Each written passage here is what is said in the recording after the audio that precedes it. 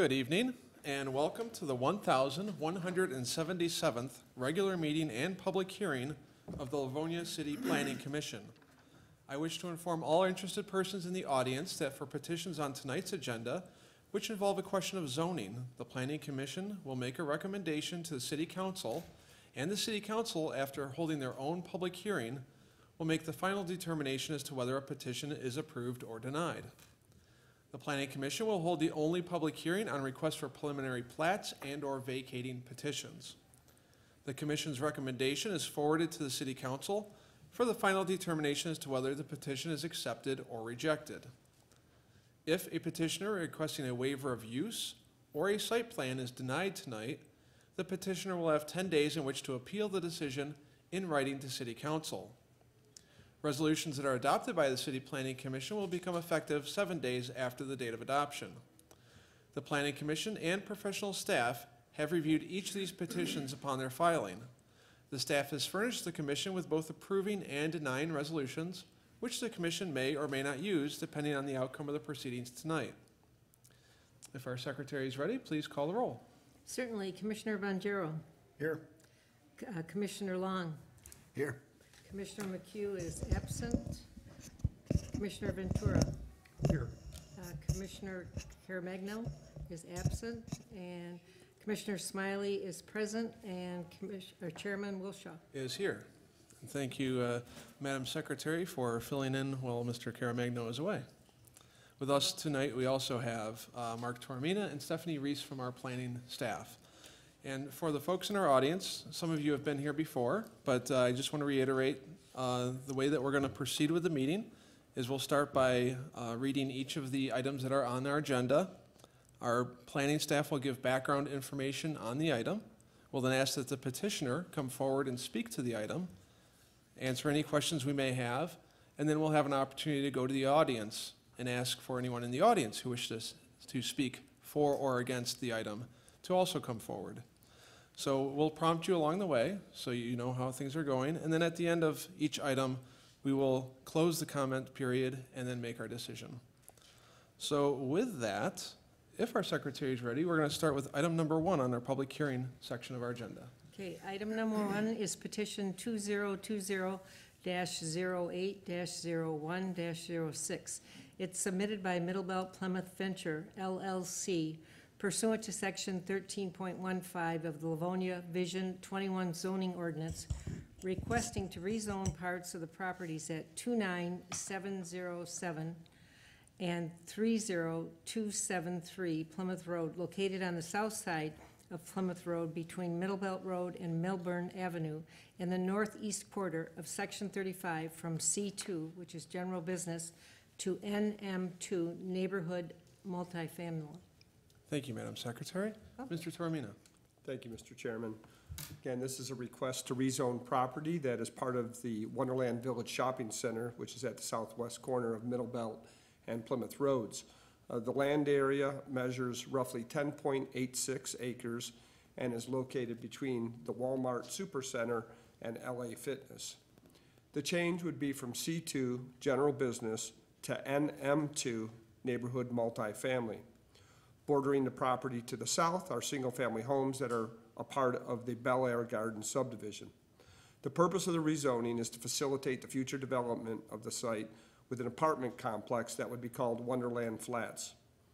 NM2 zoning allows for multiple dwellings and buildings not to exceed a height of 4 stories. The preliminary site plan shows 2 3-story apartment buildings. The site layout includes a central courtyard and common area that would contain an in-ground swimming pool as well as other amenities. Building A, which is to the north, and Building B to the south would each have a gross floor area of approximately 101,000 square feet. Together, the 2 buildings would contain a total of 201 1- and 2-bedroom units. Access would be from 2 driveways, which are along an existing drive aisle that is located on the north side of the development and runs in an east-west direction across Wonderland Village, connecting ultimately to Middlebelt Road. And between these 2 driveways is one of the main signalized entrances to Wonderland from Plymouth Road. Parking would be provided around the perimeter of both buildings. The plans show a total of 422 spaces, which is slightly more than the required 2 spaces per unit. Carports would be provided for approximately 100 vehicles, mostly along the east and south sides of the complex. At the south end of the property, the site contains an existing screen wall and landscape berm that separates the proposed development from the adjacent single-family homes. The width of the berm, measured from the masonry wall to the base of the slope on the north side of the berm, is approximately 69 feet. From this point, the distance to the closest edge of the parking lot would be 100 feet, and from the parking lot to Building B, another 131 feet. Thus, the overall distance from the residential properties to Building B would be approximately 300 feet. The buildings, which span a distance of 343 feet, would have flat roofs. All units would be accessible from corridors located inside the building. Entrances are shown in the center and on the sides of the buildings. A network of interconnected sidewalks would be provided around both of the buildings as well as within the courtyard and common areas. The Livonia Vision 21 future land use map designates the entire Wonderland complex, including the subject site, as a mixed development center. Mixed development centers are intended to have higher densities and massing, be walkable and pedestrian friendly, and be integrated with and connected to surrounding areas and neighborhoods. Attached dwellings and apartments are identified as an appropriate land use within a mixed development center, subject to a maximum density of 20 units per acre. Residential options include attached and upper story units, including townhomes, lofts, and apartments.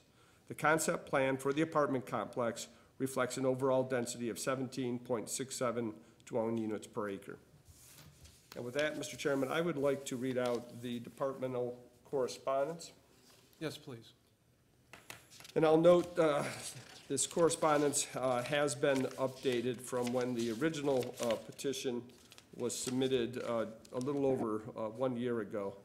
The first item is from our engineering division, and it's dated October 1st, 2021, and it reads, in accordance with your request, the engineering division has reviewed the above referenced petition.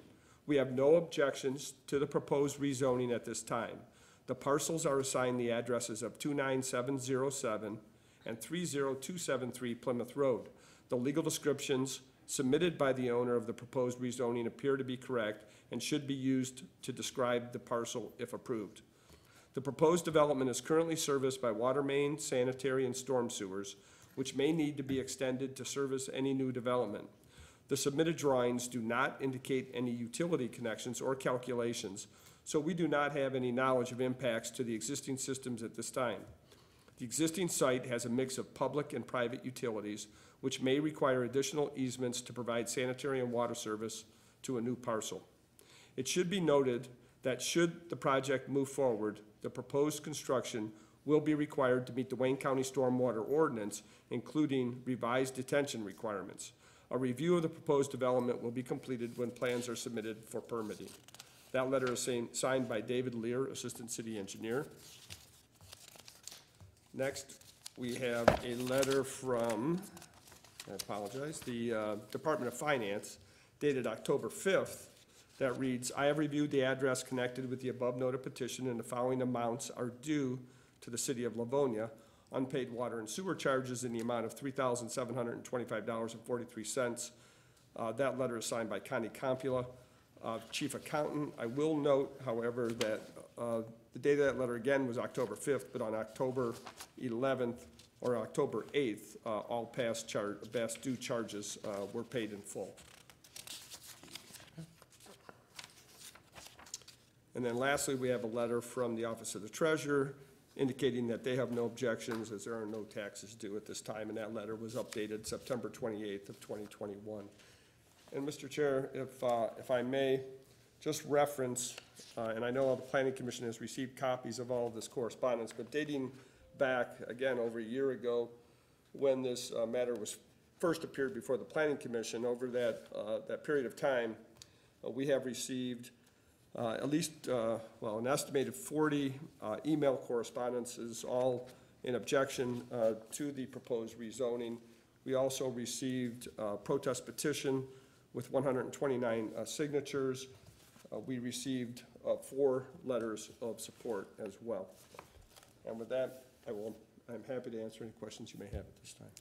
Thank you, Mr. Toromina. Yes, just so the folks in our audience listening are aware that we have received a number of pieces of correspondence, emails, letters, and a petition over the course of the last several months for both this meeting and also previous meetings regarding this item. Those are all in our packets. They're all part of the record, and we have been able to review those. Just for the sake of time consolidation, we can't read them all out publicly, but needless to say, we do have them all, and they all are in our official packet, which will go on the city council as well, so that they can see them. So we appreciate all those comments and letters. If there are any questions or comments from any of the commissioners for their planning staff? There is none. In that case, we can go to the petitioner. Is our petitioner in the audience? Yes. Good evening, Mr. Shostak. Good evening, everyone.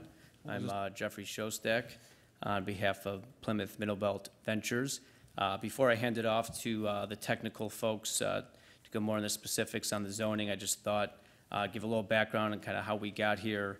As you know, I think most of you know, we've been doing business in this town for 4 generations. We're a 101-year-old company, and we've done all different sorts of developments in Livonia, pure retail, office, industrial, and we really try to be thoughtful of not, what we think is necessarily the highest and best use. Of course, that plays a role, but in what the city wants, what we think makes the most sense with what the city's current zoning states, and also what the community wants, and we always encourage feedback and encourage a discussion.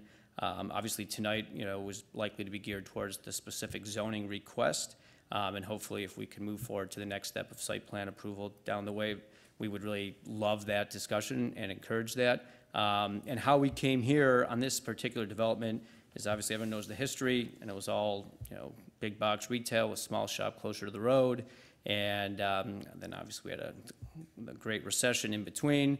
Things has changed a little bit. Livonia changed their zoning laws. That was Mark just kind of zoning vision that was mentioned, and really designated this as a mixed-use development. And the more we saw that and thought about that, we realized that we think that this beautiful, brand-new market rate style of apartment complex would be a good fit and really fit with the vision that is the new Livonia 2021. So that was, a lot that went behind it, and, we're excited and, looking forward to the discussion to hopefully bring, more business from our end to the city. Thank you. I'm going to hand it off now to Tim. Thank you, Mr. Shostak. And I do want to reiterate, as Mr. Shostak alluded to, that we are in this meeting is looking at the zoning of the property. We're really trying to see if the change of zoning from general business to neighborhood multifamily is appropriate. So we're going to try to focus our discussion on the zoning. However, a discussion about this property and its uses can't go without at least addressing the conceptual site plans that we've received so far. And there may be some discussion about the details of that, but we're not going to get into the fine details of the site plan itself tonight. We're really trying to focus on zoning. So as folks come forward to speak as well, we're going to ask that you try to address your comments toward the zoning and your feelings toward this zoning, if you're for or against it, as we get to that point. So good evening, sir. We'll ask that you, again, start with your name and address. Absolutely. Good evening, Chairman, Madam Secretary, members of the board. My name is Tim Ponton. I'm with Stonefield Engineering and Design, located at 607 Shelby Street in Detroit, Michigan. We were retained as the civil engineer, the design partner, and planning firm for this project. We've been working on it for, I guess, a number of years now with a couple of interruptions, but you can see from the plan in front of you, we're located at the southwest corner of Plymouth Road and Middlebelt Road on a 10.86 acre site. The site is currently undeveloped, and it's the last vacant parcel of the Wonderland Shopping Center. The surrounding uses to the east, we've got a Walmart Supercenter and a Target. To the west is an LA Fitness and a Quality Inn hotel with banquet facility. And then along Plymouth Road, we've got a various number of commercial uses between fast food restaurants, dentists, chiropractors, a number of different mixed uses. You can also notice to the south and to the west, the residential neighborhood that's adjacent to this shopping center. We wanted to take special consideration to the neighbors when developing this site. You can see that the majority of the neighbors now are previously located directly adjacent to a Walmart, a Target, some adjacent to the stormwater basin, and then also to the Quality Inn Hotel and Banquet Center. If we go to the next slide. The request in front of you tonight is for a rezone from C2 General Commercial to NM2 Neighborhood Multifamily. As stated, we're not seeking site plan approval in front of the board tonight. If we were approved by City Council, we would prepare a more detailed set of drawings and come back in front of your board for review. A little bit of history on how we were retained for this project. We were called by the developer. We researched the C2 zoning, visited the site, and we started putting together some conceptual plans that were consistent with what existed today in terms of big box retailers. Some of the approved uses currently that we were looking at is big box retail, restaurant, daycare, catering, schools, hotels. However, when going into the master plan and doing some further research, we noticed that we're located, you can see in the bottom right corner of that, the little purple square is the entire mall. We're located within the Mixed Development Center District. So we took a dive a little bit deeper into the Mixed Development District, and portion of what it states is mixed development centers should be redeveloped into higher density mixed-use corridors of activity.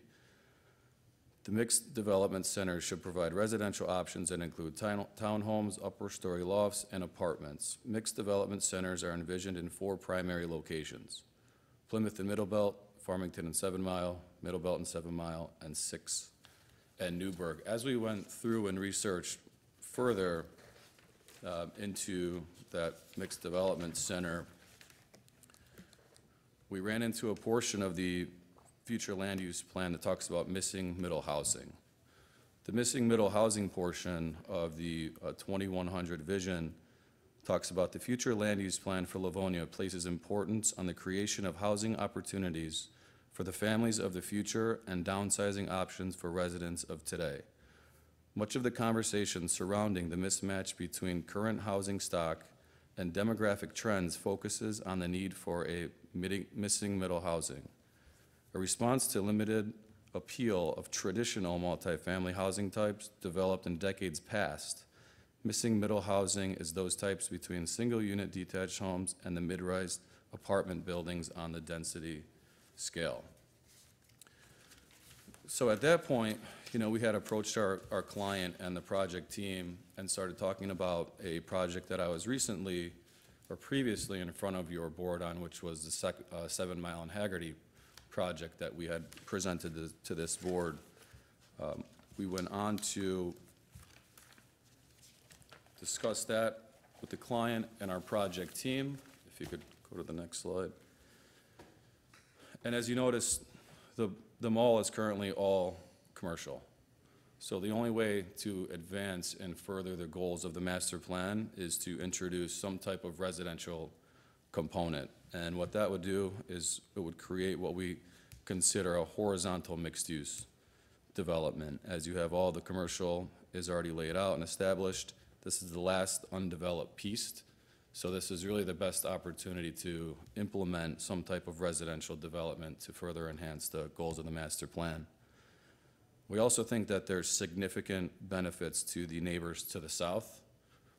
The significant benefits to those neighbors is that this would create a transition zone between the high-intensity commercial that exists today and it would create kind of a transition into something that's lower intensity in a multifamily and other residential type development in which you have part of the community and residents that live in the city as your neighbors, as opposed to more big box business. If you also look at the plan, the proximity of the Walmart and the Target and the motel, you know, unfortunately, those residents essentially have Walmart loading areas and trash located directly adjacent to their homes. Target loading and trash locating directly adjacent to their home. The proximity of the current zoning, what it allows from a rear yard setback, is unfortunately not in the benefit of the residents in those locations, and you can also see the proximity of the hotel to the adjacent properties. So this would really provide a great opportunity. You can see from the drawing there that we've committed to a dimension approximately 300 feet currently from our proposed three-story building to the residential property line. You can also notice from that rendering the amount of green space that exists on this site as compared to the remainder of the shopping center, where it is actually a decent landscaping, very nice landscaping at this site, but just the amount of green space that exists would be, you know, we're looking at approximately 30 to 35% in the proposed plan that we have in front of you. So we do think that the benefits would be less noise, greater proximity. The building would not be visible as compared to the Walmart and the Target and the motel. On the next slide, yeah, I don't know if any of this is visible for the residents, or? It is, there's screens behind you. Screens all over. So this is a view that we put together. It shows essentially a rendering of if we were standing in one of the residents' backyards. You can see that just the top of the three-story building, which would be located 300 feet away. There's about an 8 to 10 foot berm, depending on where you're standing, along with the proposed wall. So between the distance and the angle, you really would not be able to see barely any of the proposed three-story building. In addition, there's one row of evergreens that exists along the berm today, and we would be doubling that with an additional row to offset where there's empty spaces. If we go to the next slide, the existing zoning, this is one of the conceptual plans we were discussing that we were looking at when we were first starting to do some due diligence on this vacant lot. This is what would be allowed under the current zoning, big box retail user, and you can also see the proximity to the residential neighborhood as compared to what we're proposing, which we think have significant benefits to the residents to the south. Currently, under the zoning, there is a much lower rear yard setback in the C2 than the NM2, and there is only a green space requirement of 15% overall, whereas we would be proposing somewhere closer to 30 to 40%. The next slide. As was stated, we're looking at a three-story apartment building, comprised of two separate buildings. It would be 201 units with 400 parking spaces. There would be a courtyard in the center with different amenities located throughout the building, and also different gathering spaces for the tenants. You can see there's some dimensions on the Walmart to the right, where the closest point of the Walmart to the residential neighborhood is 115 feet, and that is a loading and trash area that probably has deliveries coming and going at various times of the morning and evening. And what we're proposing would be the 300-foot distance with about 160 to 170 feet of green space, a very nice buffer between the residents and the proposed development. The next slide is a rendering from the front, which is Plymouth Road.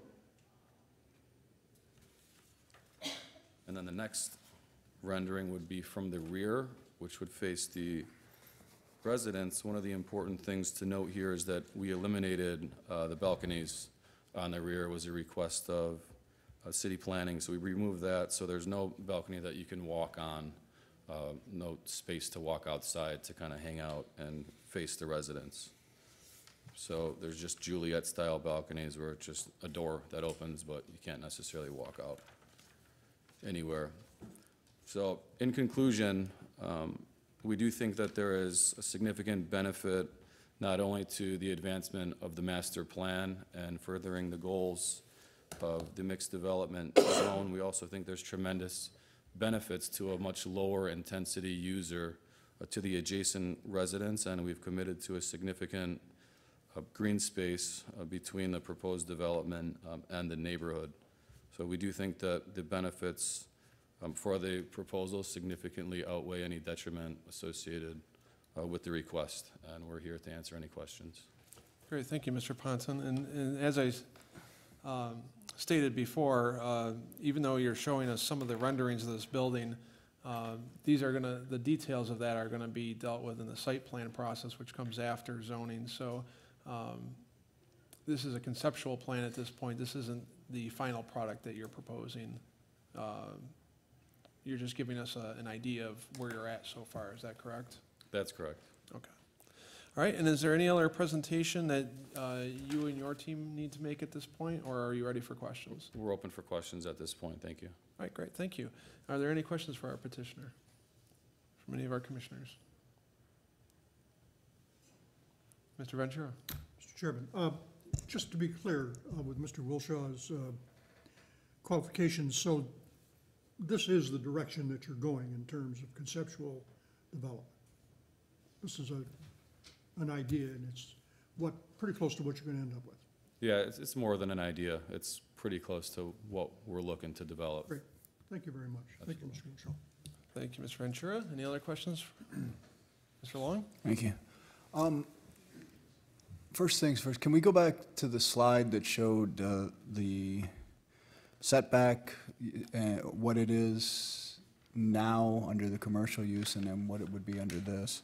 So you said that there would be, under this design, you would have about a 300-foot buffer. And then how much is the, what potentially, if there were a commercial use there, what would be the setback, or what would be the potential proximity to the south neighbors? Well, the Walmart, as it exists today, is located at 115 feet. 115. The overall, the rear yard requirement technically in the C2 zone is 8 feet. 8 feet. So if we don't change the zoning, potentially we could have something that only has an 8-foot, that has an 8-foot proximity there. You know, I'm sure there would be a drive aisle in the rear for fire access and loading, similar to the Walmart. So even though the building could technically be located that close, you know, between the berm and the drive aisle for fire safety, it would still be around 100 feet. You know, but there would still be different types of activities that could take place closer to the rear property line. Okay. What are your, again, understanding it's conceptual, but what kind of rents are we thinking about here?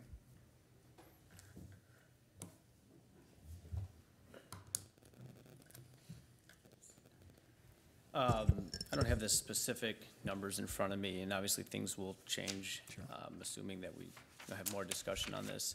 But this is market rate, which is, you know, higher end. You know, these are rents that in, you know, us real estate people, you have to forgive us. We look at everything per square foot.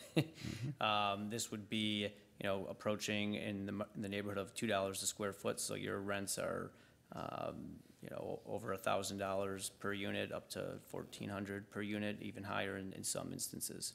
So they're, you know, for multifamily, suburban multifamily, they're on the higher end of rents. And your envisioned target market, seniors, young families, what? I think it's a combination. I think it's young, maybe, you know, newly married, kind of grew up in Livonia, don't really want to buy a house, as a lot of younger people don't just yet. And they want a nice place that's, you know, easy to live in, great location, good amenities, near where they work, near downtown Detroit, near Ann Arbor, all those sorts of things. And I think it could be older folks as well that don't want the hassles of a house and just want a brand new apartment complex with some amenities, and probably some young families too. I think, that's generally what it's likely to be. Okay, thank you. Thank you, Mr. Chair. Thank you, Mr. Long. Any other questions?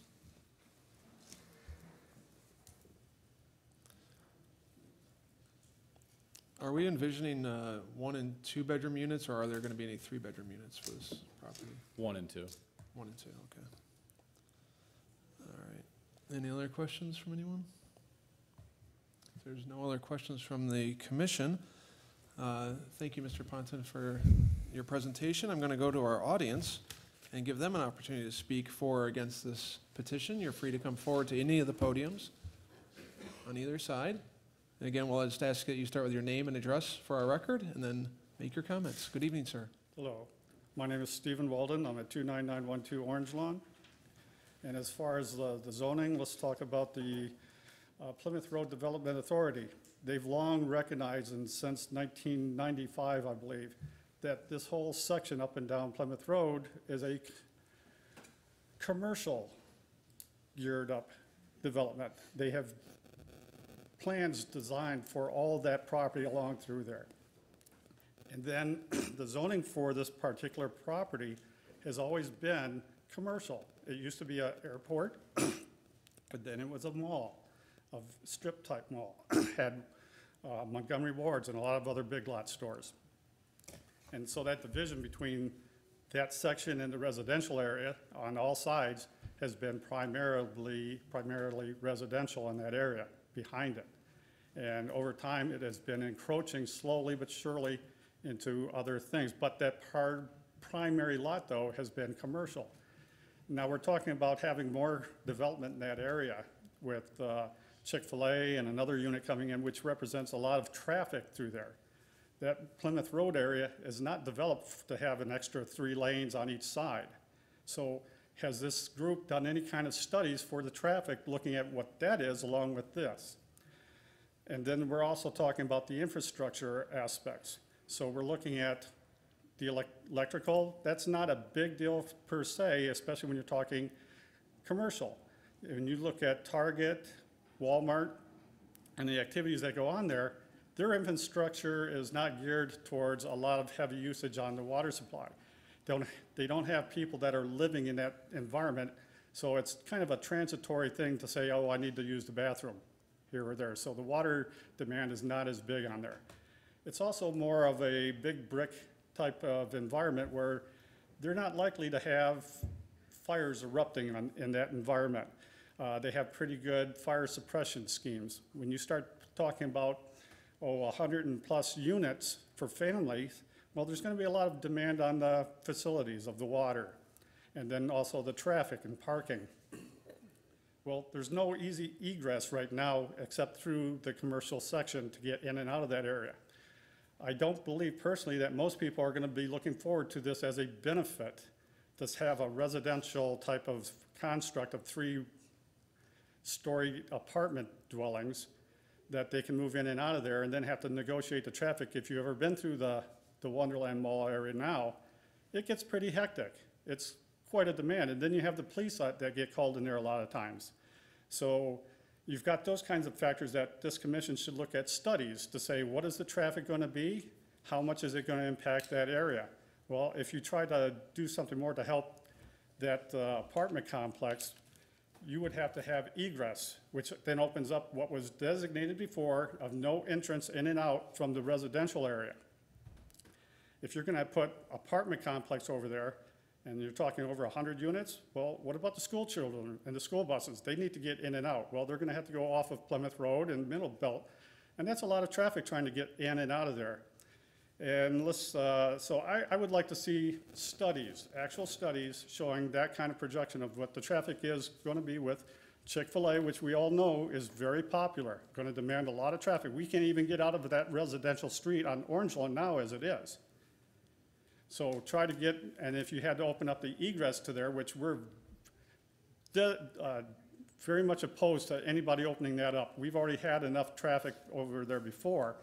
Now if you open that up to over, he said 400 parking lots, and if you get a lot of kids, that what they like to do is when they go and rent an apartment, they share the apartment to make it cheaper for them. So you could get 3, 4, 5 people in an apartment. I know this from personal experience. So you're gonna get more than the vehicles that are projected to be there for each unit. So these are things that this planning commission should be behind to look at. This is a zoning area of commercial. Now we're gonna try and add in some apartment complexes where it's gonna be back towards the residential. And then, as they say, is there a demand for apartment complexes? We've got the Holiday Inn, we've got a lot, if you look at the map, there's a lot of areas around here that actually provide rental units, not only on a weekly basis or a monthly basis. So they depend on some of that income as well that you're gonna be trying to take away. So you're trying to fit in 100+ family units in a small area, even though that's 10 acres, for that section there, which is right in the middle of that commercial area. Why is that? Is that a really good thing that our city needs? No, they could put this somewhere else where there's a nice open lot somewhere for actual residential areas. We already have some apartment complexes as part of that development. You didn't have to rezone it.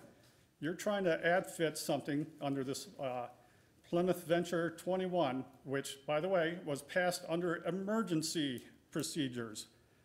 Why was that needed? Why isn't this brought up for the whole public to decide on? There was no emergency needed for this Livonia Plymouth Venture 21.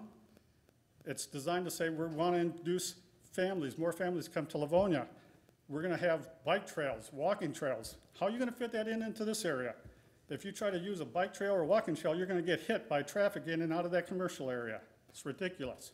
So I would expect this commission to be looking at those kind of factors to say, why are we doing an ad hoc for the benefit of those 3 units, that areas that he was mentioning? This whole Livonia Plymouth 21 venture is geared strictly for the show stacks. He's been trying for a decade to try and get something into that commercial area. This is not a residential fitting. It's only a last-ditch effort to get something in there. And he's using the wrong type of development for this. So if you rezone this, you're going for one benefit of one developer versus the community of Livonia. This is our community. We don't need a commercial area of families now stuck in one little area that's not going to be a good fit for them. School buses trying to get in and out of there, traffic trying to get in and out of there. You're going to have the water issue. Again, if all of a sudden our floodplain gets flooded because of all that, you're going to have, like I said, instead of what commercial does for the water demand, you're going to have a lot of things going through that water pipe. And it's not geared for this. So if you get that, you should include in there that the show stacks are responsible for if we have flooding in this area now. You're putting a lot of residential units in a small area that's not meant for that. You take the normal residential street, you've got probably 20 units over through there on one section of the street. You're going to multiply this by 5 in one concentrated area. The infrastructure is not meant for that. Look how long we've been there and we haven't had an issue. So I urge this commission to look at those things and say, this is not fit for this area. Find another area or find another unit to move in there that fits the commercial zoning. Thank you. Thank you, Mr. Weldon. Is there anyone else in the audience wishing to speak to this item? Anyone else in the audience wishing to speak? Please come forward.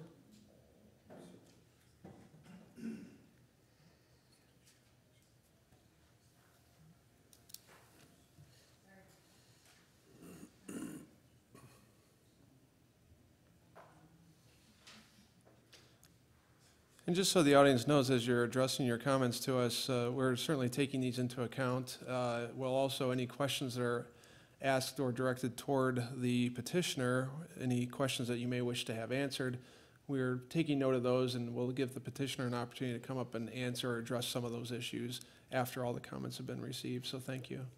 Good evening, ma'am. Hi, I'm Cheryl Lupu, 29864 Orange Lawn, and we live behind Wally World over there. And I can't stress enough the amount of trucks that are continuously running and vibrating their homes. So I can't even imagine what this would be like with, what, 201 units, they said, versus the berm, because we have people running with their dogs, doing whatever. So there's another use for that berm, so-called berm. And the berm isn't even up to standard from the last time they did it. And there's just there's enough noise over there now. We don't need it. And the traffic is an extreme problem. I call it the 4-minute light over on Milburn, and even trying to get out on to Middlebelt, you cannot do it hardly, because they moved that light to Target to accommodate them. It was accommodating us at one time. And green space, I see them using the berm. We had more problems with the berm and people up there, and it's just not fit for our area. And so whatever it is, you just can't convince me that this green space that they are opposing to everyone is just not going to work. It's not going to work. I can see it. And 1 and 2 families, I don't see that either. I think 7 in Farmington's a great fit.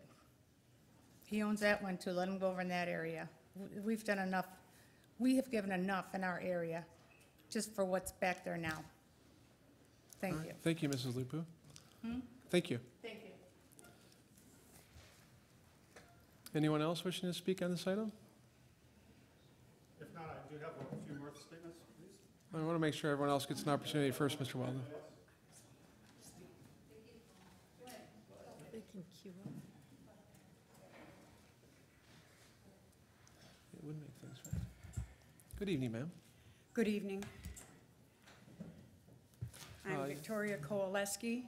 Okay. I live at 29960 Orange Lawn, directly behind the developer's proposed project. I'm just going to read what I've written, put together for y'all, so I won't be looking up and all. That's fine. As part of your job here, surely you're all aware of how many properties this developer has throughout our city. Each one of you can probably name at least one other property where this would be conducive for this project. Years ago, I was a secretary for a land developer. The man owned hundreds of parcels of land. He built many apartment buildings, stores, a nightclub, homes, and I can say in the time that I worked for him, he would never have considered building apartments right behind the backyards of a long-established neighborhood, because that would have been outrageous. Let's define outrageous. Greatly exceeding what is moderate or reasonable, comma, shocking. Our neighborhood is in shock right now. We are talking with each other, and we continue to try to understand why this planning commission is even considering the zoning change for a project of this type. One of my neighbors shared with other neighbors that one night they saw people sleeping in sleeping bags on the berm behind our homes. That's outrageous. It's a shame that I can't go out in my backyard at night without a body alarm. I had to take up that habit over 4 years ago, seeing and hearing men on the berm at 2:30 in the morning when I went out behind my house to put the trash out. From then on, I've never been able to feel safe in my own backyard at night. How much worse will it be with hundreds of people back there? For the past 29 years, my home has been my American dream. This developer is making it my American nightmare.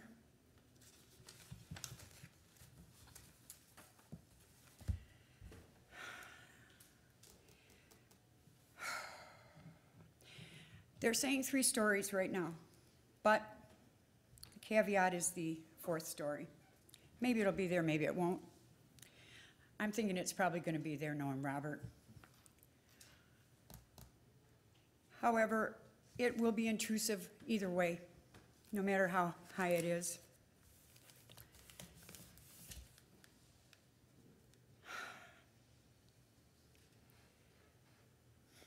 I'm sorry. It's okay, Mrs. Kowalski. Thank you. I already asked y'all if you would want this in your backyard. And I've done a little research, and I know where your backyards are. That's not a threat. I'm just saying I know where you live, and you wouldn't want it in your backyard. Right? Carol? Yes, Ms. Smiley? Every homeowner in Livonia should be able to feel safe, secure, and comfortable in their own backyard. Please stand up this time for our right to be safe and secure and comfortable in our backyards. The amount of space from the proposed apartment project to my home and the promise of increased firs on top of the berm, it doesn't negate the bad effect that this is going to have on our neighborhood.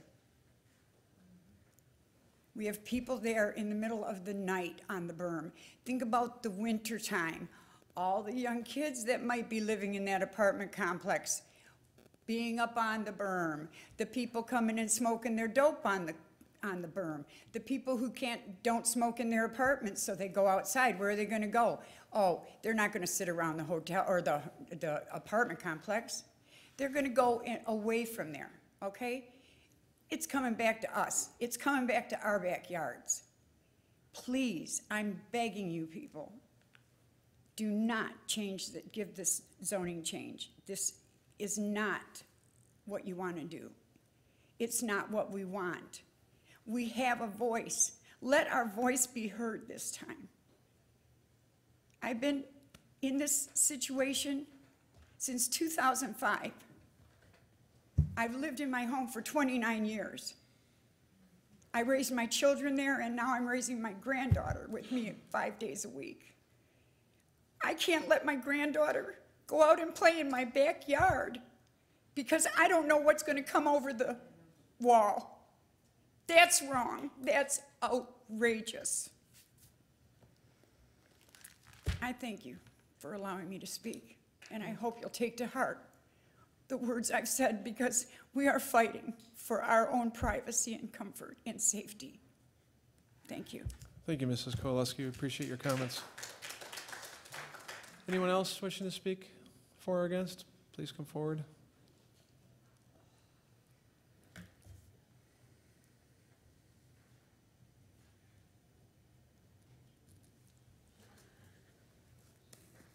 Good evening, ma'am. Good evening. You have to bear with me. I'm not a public speaker. Oh, that's okay. We're an easy group. My name is Jeannie Sullivan. I live at 29944 Orange Lawn. Pretty much my neighbors have summed up what we've all discussed and talked about, but I do have a lot of questions. I have a printout of the new zoning map that y'all passed in, August? According to your own map, we are an N1, strictly neighborhood. And on the petition, it wants us to be an MN2, which we are not. Doesn't make any sense. How many zoning changes are they asking for? The property was purchased as commercial, a C2. They knew what they were buying. They knew what was going in, all of the different businesses. They knew all of that. But now, when other businesses are being vacated, it seems more profitable to them to build an apartment complex. That's a nice piece of property back there, yes it is. But for that many units, it may very well cause a great deal of problem. Nobody has yet really touched upon the retention pond. The retention pond this whole year has been our savior, because luckily those of us that are right in that area have not had the issues of flooding that other cities have had. Thousands upon thousands of dollars of damage because of the rain. And who knows if this will happen again.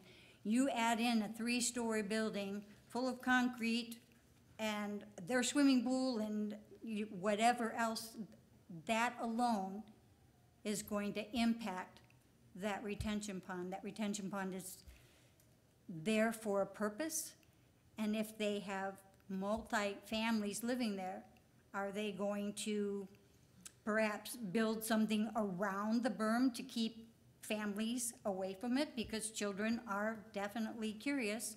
Will their little families be running out there and somebody's gonna go into the retention pond and not come back out?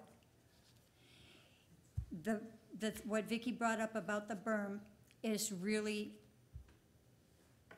a very stressful issue, and it is true.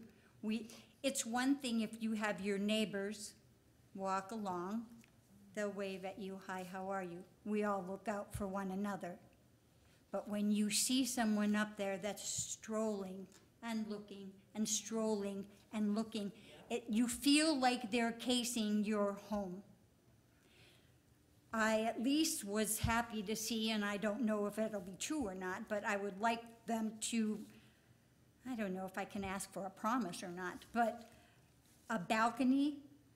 I mean, we have a hotel right down the street from us, people living there. Unfortunately, it's a little bit lower, but they still can look out into the yards. Those people have dealt with it for a very long time. We have the motel. Right next to that, on the other side of the fitness center, we have the hotel with a banquet center. People are in and out of there all the time. We want people to come to Livonia, but do you think that they're going to come to live back there next to Walmart's where they can look out and watch the AutoZone, or they can watch them loading and unloading the trucks behind Walmart? Every year during the holidays, all of those big box stores bring their big cargo containers, I guess you call them, and they just line them up on that roadway where you're planning on having an in and out for the people, for the school buses. I don't know if they've addressed the issue of fire hydrants.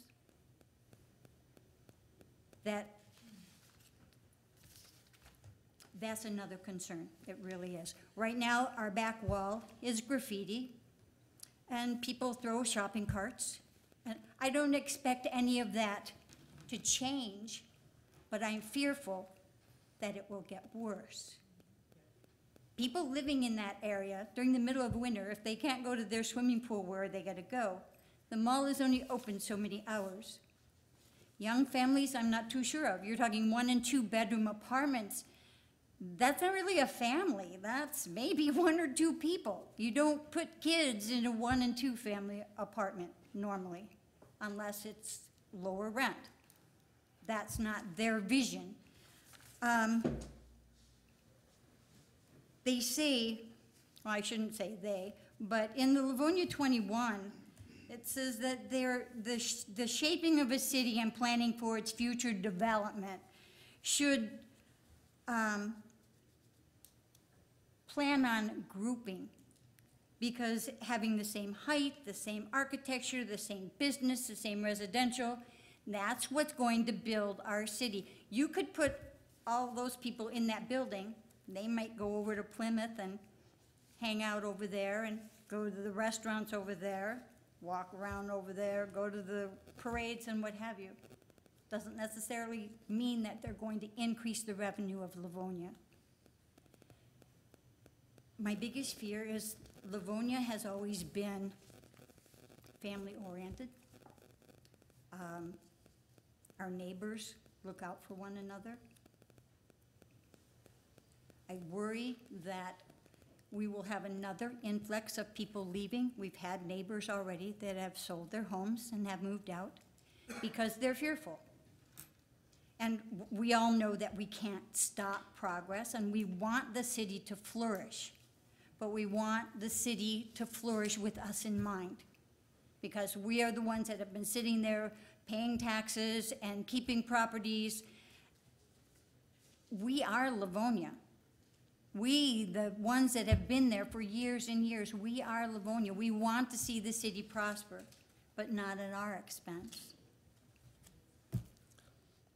I think that's all. I had a whole lot of notes, but like I said, I'm not really good at that, but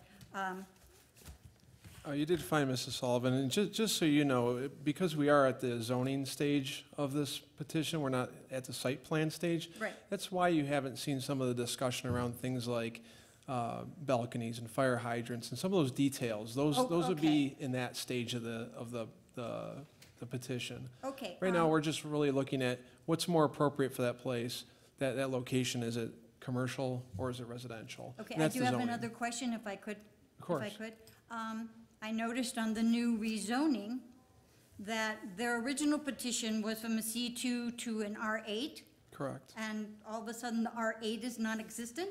Correct. That's because the city has changed the entire zoning, our entire zoning ordinance in the middle of this process. Okay, So it was a major rewrite, and the R1 through R8, those different zoning classifications have been changed, and now the NM2 is the appropriate similar zoning, the closest thing that would. Except that according to this map, we're just an N1. For your, Our neighborhood is Your listed on neighborhood. that map as an Correct. N1, not an NM2. correct, that's your neighborhood is that zoning. The petitioner is asking to have their, a piece of their property, which is currently commercial, moved to NM2. Oh, they want their Yes, they're not property on rezoning your that- property, they're rezoning just their own. Okay. And that's something that any property owner can do, is if they have a piece of property and they wish to use it in a different way, they can come to us and petition to have that zoning changed. That's why we're here tonight, to see what they're asking to do and to decide is that appropriate or not, and make a recommendation to city council. And we'll see where things go. All right, thank you. Hope that helps. Thank you, Ms. Sullivan.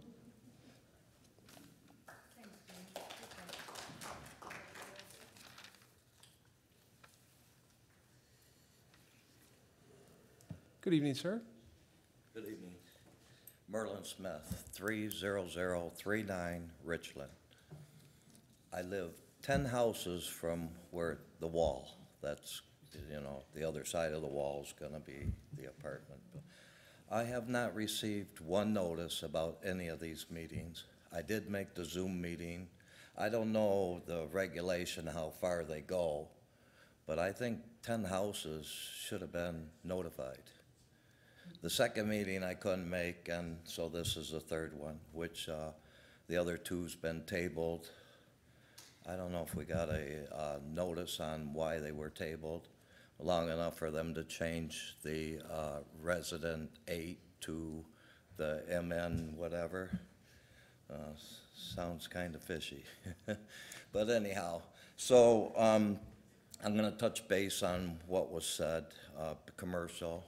I don't believe any residential should be in any commercial, with any commercial property. The berm was put up so we wouldn't hear noise and you don't see it. Now they want to build something higher than the berm. It don't make sense. Okay? I'm for progress, yes. Okay? If you want to change that zoning area, change it all of that to residential, which ain't gonna happen. It's all about the money. Could I get the one schematic where they took a picture where we're not gonna see much of the building? Am I allowed to do that? Yeah, Mr. Termina can pull up. This is what's called a sightline diagram. Yeah. Yeah, that one there. Yep.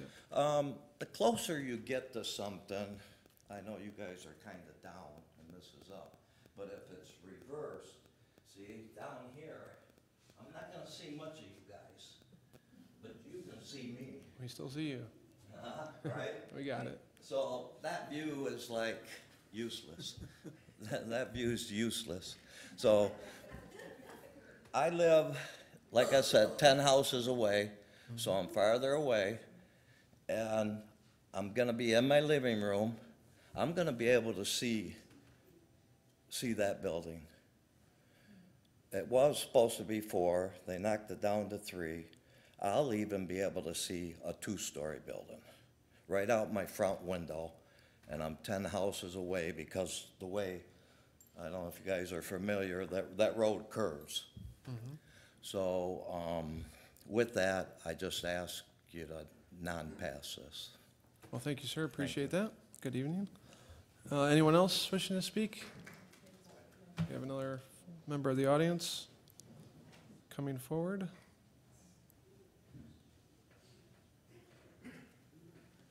Good evening, sir.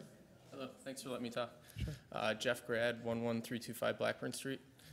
Just bring a little bit different perspective. You know, we talk so much about, you know, families first and, you know, young families moving in. So a perspective from a young family I've lived in Livonia for 34 years. I own a small business in Livonia. My parents live in Livonia. I have 2 young boys and one on the way that potentially will be going to Livonia Public Schools. So, you know, I think I'm the perspective and, you know, I'm kind of the family that Livonia is hoping to attract. And I can tell you right now, if this had passed and this zoning had passed, which before I had been looking at a house, I wouldn't be looking, or I wouldn't have moved to where I live. I would have moved to Northville or Plymouth, you know, which a lot of people, you know, they might make that decision, and you're going to lose out on a lot of great young middle-class families. And I think those are really the families that the city wants to attract, and also, you know, maintain our longtime residents. So there's that, and, you know, when I was listening to Jeff Shostak talk, you know, I almost thought it was comical. It doesn't seem like they did a lot of research. It doesn't seem like they're really trying that hard, and I feel like they don't think they have to try that hard. You know, he said, oh, we base where we put our, you know, decide on whether it's residential or commercial. 2 of the 3 things he said are almost laughable. He said, we base it on what the residents say and what the current people living there want, and we also base it on, oh, is this walkable, you know, to make a residential area, is this walkable? Well, I'm pretty sure, you know, a Walmart, a liquor store, a plasma donation center, and a gym, I'm pretty sure it's not really in between mile of parking lot in between, that's not the definition of a walkable area. And so, you know, that was kind of ridiculous. But the next thing is the whole idea of rezoning this property. I mean, why would we even consider to rezone this to residential? I mean, again, the only reason they're doing this is because of the COVID, and, you know, big box stores obviously big box stores aren't moving in as much as they were before. More people are buying online, you know. So it's that, and also they're playing off the whole, this Livonia 21 vision, which I think over the last couple of years, or since it's been, you know, I started reading about it, I think it's transitioned into something that it was originally, you know, parts of this were not supposed to be. The idea when you know, when I did those questionnaires and it said, what do you want future Livonia to be? Yeah, attract families, and people are like, oh, you know, I love Plymouth and Northville. I love the idea of a downtown. Let's do these mini downtowns. So you got all these people voting, yes, I want these mini downtowns.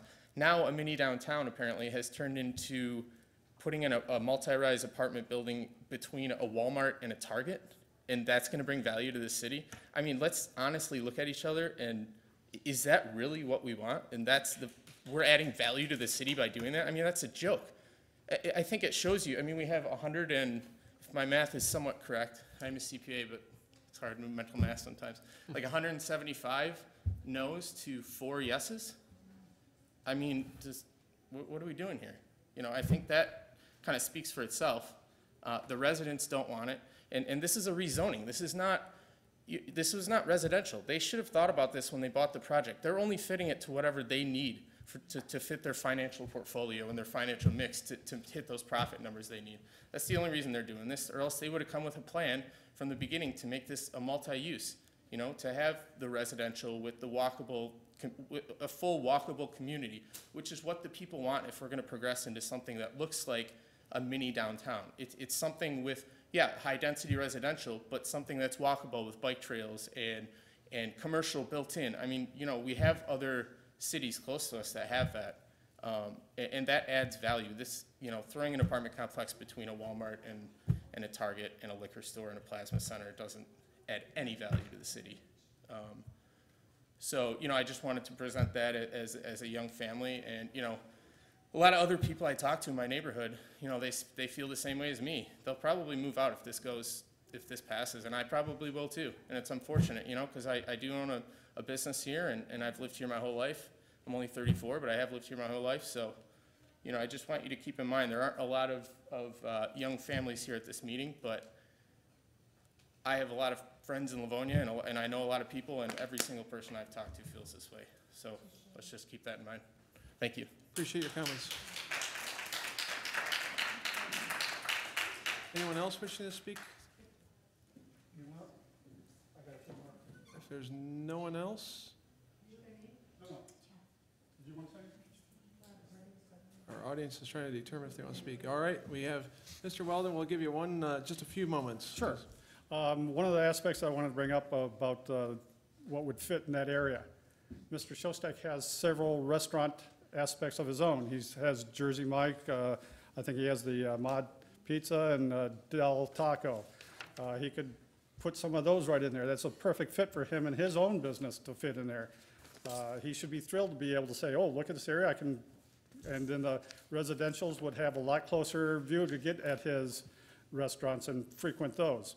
Now, the other aspect of where he mentioned some side aspects about making it nice and green and things like that. Well, we've dealt with his promises before, back when he wanted the electronics gaming center to draw the young kids in there. The residents opposed to that, and it still went through. When he did this current renovation of the Wonderland section, he envisioned all these big lots coming there. Well, they didn't come. But if he had taken and had the vision like they had for Detroit, yes, you could make a little micro downtown. But then, as the other person was mentioning, you have the similar architecture. You have the homes and the businesses that fit. This is not a fit. This is an ad hoc. And the reason that Livonia Venture 21 has changed, as some have noticed, it's because of his input, his influence. It's changed to fit those properties that everybody's pushing for, to say, let's change it. Let's add these, what is now the only viable thing that he sees is apartment complexes. Well, that's not viable for this. This was, as the Plymouth Road Development Authority envisioned, this is dedicated. It has a lot of the commercial businesses, Ford, GM, and all the other businesses that have been built up along that stretch. You don't just start throwing in because it's, we've changed our definition of what Livonia is. No, we're still families first. This is what you guys need to look at and say, is this really appropriate to jam this in as an ad hoc? And again, you're going to have the school buses and the architecture issues of the water issues, the flooding. Yeah, we got it. And then one other area that I didn't bring up was, as close as those are to when you got that many units, there's been a lot of fires of apartments that have been reported in the news over the past couple of years. One in particular they just showed not too long ago, and I was going to bring it here. They showed how this went up in almost nothing flat. Well, with the way that berm is, and again, one of his promises was when he built this current innovation of Wonderland, the berm was going to be 12 feet tall, and it was going to have those trees alternating on both sides. Well, he neglected a whole section. Well, it's not 12 feet, it's more like 9 to 10 feet. And we always have to call to have it serviced to have the weeds cut down. Well, we've got these scrawny looking trees over in that section where he's now going to propose, let's do nice. Well, he never follows through on his promises. When they moved the movie theater in there, oh, we won't have showings after 10 o'clock. Well, no, it's 2 in the morning. We still had kids out there with car alarms and booze and bottles going off. So really think about changing this from commercial, which the Plymouth Road Development Authority has dedicated their plans to. They did not interject residentials in there. This is all strictly for that. So you're trying to mix something in now, or at least he's trying to mix it in, again, because of his profit, where he's looking, I need some money coming in. Well, as residents, we need some peace and stability. And again, throwing in over 100+ units into that one little area that most people would not want to just say, oh, I live in that section between Walmart and negotiating, not going to be attractive to them. So thank you. Thank you, thank you. With no one else to speak on this from our audience, I'm going to go back to our petitioner and ask if they would like to address any thing that they have heard this evening. There's been some comments made about traffic and infrastructure and so on. If you want to address any of those, you're welcome to. Absolutely. Thank you, Chairman. You know, I think from a big picture perspective, you know, Stonefield Engineering and Design in our firm has gone through a number of different communities throughout the nation, and within the last 5 to 7 years, I would say, trying to introduce kind of this new concept of mixed development that looks a little bit different than what people are used to, and 9 times out of 10, it's typically controversial. So, you know, we're not really surprised with what we're hearing here today, but we do think over time, if the residents give us the opportunity to meet with them and have some community meetings and discussions and potentially do some research on these types of developments, that we may be able to change their opinion over time, although we know it's an uphill battle. I think to touch on a couple of the points, safety, one of the main concerns. You know, you can hear a lot of the residents up here. I'm sure it doesn't make any of us feel good to hear that somebody's walking back and forth on a berm, or that somebody's sleeping in a sleeping bag. You know, what our professional review of this is that typically happens when you have an area of a project that's undeveloped, where you have a place where somebody can loiter, where you have a place where trucks can idle, that's not necessarily monitored. But we do think that by bringing activity into the neighborhood, by bringing a community, you know, you hear the people speak and they say, we love our neighbors, and the businesses, you know, they're loud and trucks are back there and they're rumbling, and where they store the pallets. You know, what we're trying to do is make people understand that we're bringing in more high-quality neighbors and more high-quality community, and that there's been, you know, some conceptions in the past of what types of people live in apartments, and maybe some misunderstandings. But if you look at all the studies and the recent trends, millennials are renting at a higher rate than they are purchasing. Baby boomers are renting at a higher rate than purchasing another home once they get to be an empty nester. And I think part of the family first and bringing families to Livonia is bringing young professionals when they get their first job for the first couple of years, and then they start to live in the city and be a part of the community and make friends and frequent the businesses. And then over time, once they do want to move into a bigger home or have more space, that they do stay in the community of Livonia. In terms of infrastructure, you know, 9.5 times out of 10, this use that we're proposing, multifamily, is going to be lower intensity in almost every aspect, traffic, utilities, everything across the board, than some big box users and what's permitted here by right.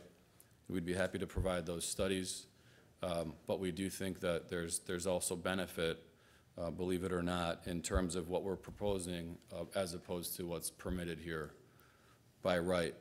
You know, we do try a lot of times. We understand that this has been a green and undeveloped piece for a number of years, and we understand that residents and neighbors and everybody gets used to that, and they want it to remain. But I do think sometimes what we're trying to convey, and what I've seen in some scenarios, is that a 3-story hotel is permitted by right, you know, within 75 to 100 feet of that property. Big box retail is permitted. So the perspectives that we're showing and some of the comparisons that we're making is what this could be under the current zoning classification and what it could be under the new zoning classification. Typically what you see is greedy developers, as people want to say, go in front of a commission, and it's typically they're trying to change residentially zoned properties into commercially zoned properties.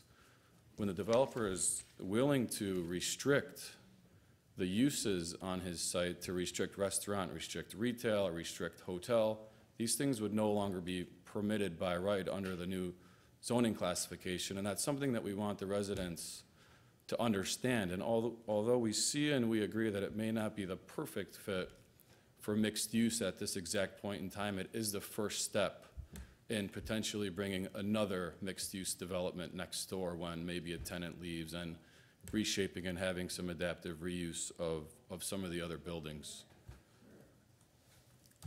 In terms of the view, we did do another perspective, because I think one of the gentlemen, he wasn't too big on the view, the perspective that we provided. We did provide another view in the packet, that would be from his house, I'm sorry, from the apartments to the backyards of the house, that if you guys would like to share that with the residents too, it's as part of the presentation that you have to show the perspective. It's important to remember that, you know, the Walmart building is about 37 feet at its highest point, but it's 140 feet away. We're going to be 300 feet to the property line. So from the property line to the windows of the home, you've got another, I'm estimating, 40 to 60 feet. So you're 350 feet away, and most of them have their garages in the rear. So we do think that the perspectives that we've provided are very realistic. If you look at the line of sight provided in those as well, we're very confident that that's what people would see. Mr. Ponton, you are correct that there is in our packet a perspective offered from the third floor apartment window to the residential property. And I believe that's that's the same diagram that's being shown on the screen. So that's a perspective from a third floor apartment back toward the berm area. So thank you.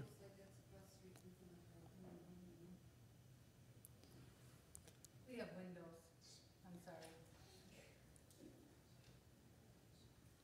So I think with those being said, you know, if there's any other questions that we could address, we'd be happy to do that. You know, the one thing that I do, so the R8 zone actually allowed for much taller buildings than the multifamily zone prior to the switch. I do think if I had to pick this apart as a resident, the one thing that I would say that's more beneficial in the NM2 than the C2 is that and that was brought up here tonight, is that the NM2 allows for 4 stories, whereas the C2 allows for 3 stories. I think we're proposing 3 stories.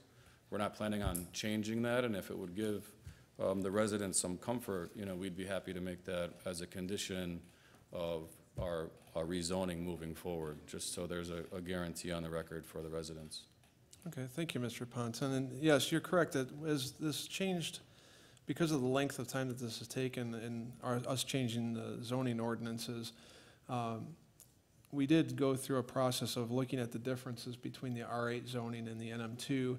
There are some aspects in which the zoning change allowed for things to be more restrictive, and other aspects that allowed it to be less restrictive, and it sort of balanced. But there is we did review those changes in detail at our study meeting to understand, so that all of us understand what those changes were. So I just wanted to note that. Is there any questions from any of our commissioners for our petitioner before we move forward? Since he is at our podium and willing to answer. Mr. Ventura? You mentioned winning the hearts and minds of the adjacent neighborhood, and which I think is an excellent idea. I've been looking at this plan for a couple of years. Over that period of time that you've been contemplating this development, how many meetings have you had with the neighborhood? We've not met with the neighborhood. None. Is that correct? That's No accurate. meetings. Thank you, Mr. Chairman. Thank you, Mr. Ventura. Any other questions for our petitioner? I don't see any other questions for our petitioner. Thank you, Mr. Ponton. At this point, I believe I can close the public hearing, and a motion would be in order from our commission. Thank you. Thank you, sir.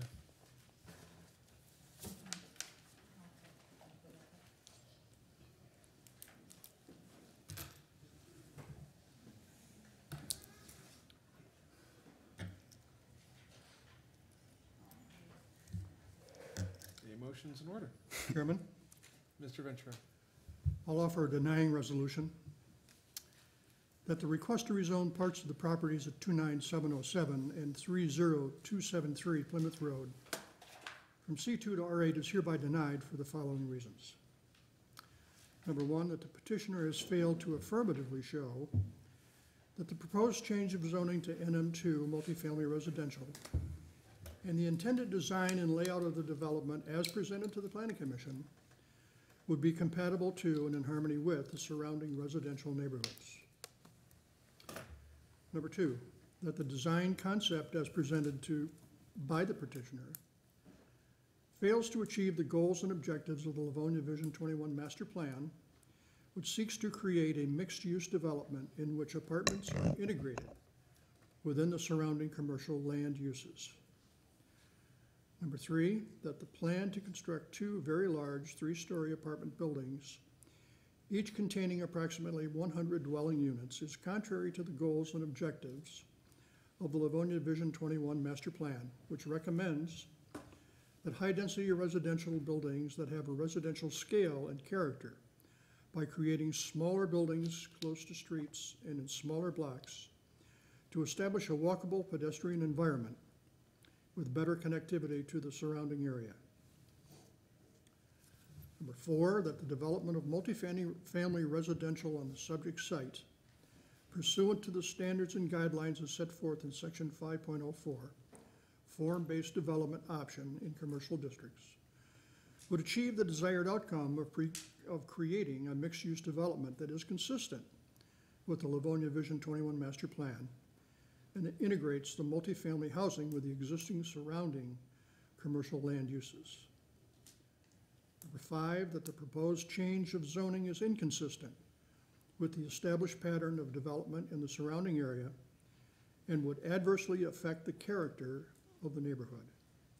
And number six, that the proposed zoning and use is contrary to the purposes, goals, and objectives of the zoning ordinance, which seek to ensure compatibility and appropriateness of uses so as to enhance property values and to create and promote a more favorable environment for the neighborhood use and enjoyment. Is there support? Support. All right, we have a motion on the floor to deny, which is a recommendation of a denial to City Council, made by Mr. Ventura, supported by Mrs. Smiley. Is there any discussion from any of our commissioners on that motion? Mr. Tormina. Just a point of clarification, I think it was inadvertently said that it was R8 as opposed to NM2 in the opening sentence, so just that, you want to confirm that that should be correct. In the deny, in the first line, it says. Yes. Go from C2 to R8. Yes, correct. That's, this would be a denial from C2 to NM2. You're all right with that, Mr. Ventura? Yes. Okay, is there any other questions or comments before we take a roll? If there's none, I'll go to the secretary to take a roll on the denying motion. Commissioner Ventura. Aye. Commissioner Smiley votes aye. Commissioner Bonjero. Aye. Commissioner Long. Aye. Chairman Wilshaw.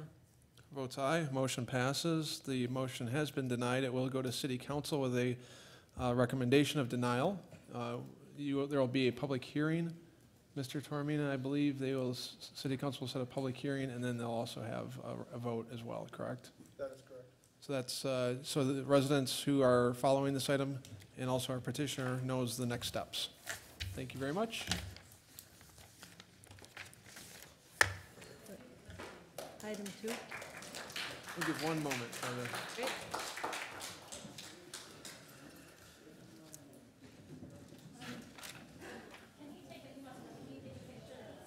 Certainly, yeah, certainly.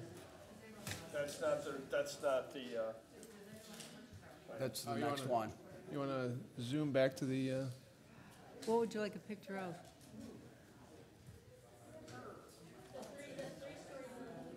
oh, the rendering? Yeah. Okay. Front view?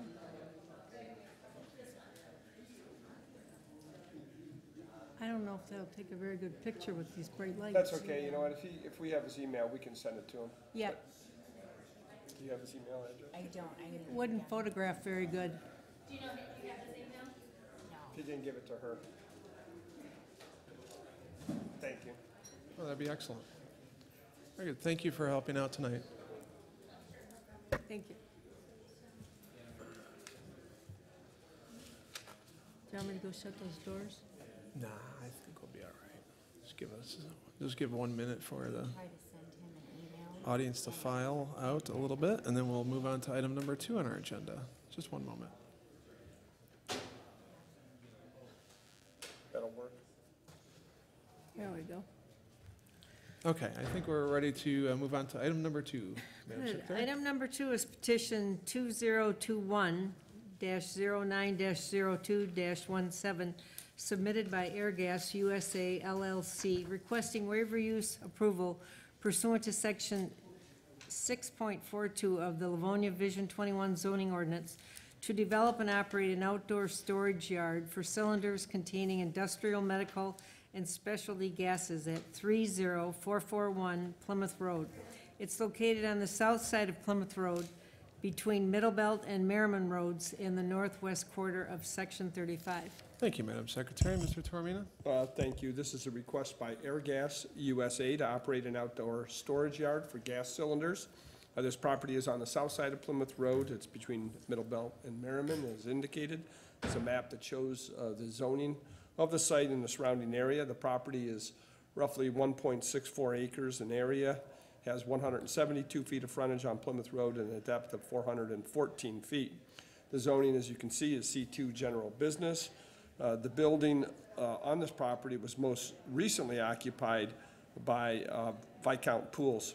The front part of the site contains a one-story, roughly 6,000 square foot commercial building, and then directly behind this building is an unstriped asphalt paved area that is enclosed by an existing fence. It's within this fenced-in area where the petitioner would like to have their outdoor storage take place.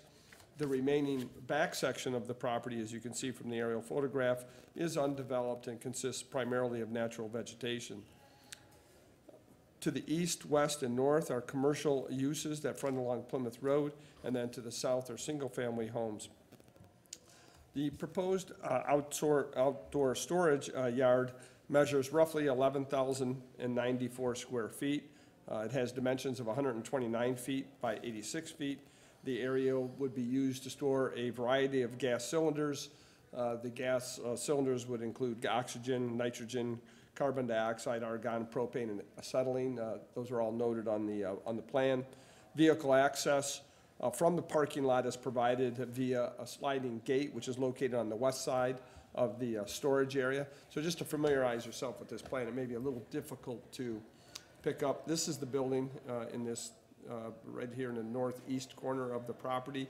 The storage yard that we're discussing is located here, which would be behind Plymouth Road. On this map is to the right of the drawing. This is the off-street parking lot located on the west side. And then the undeveloped portion of the site located here backs up to the N1 zone, or the single-family residences further to the south.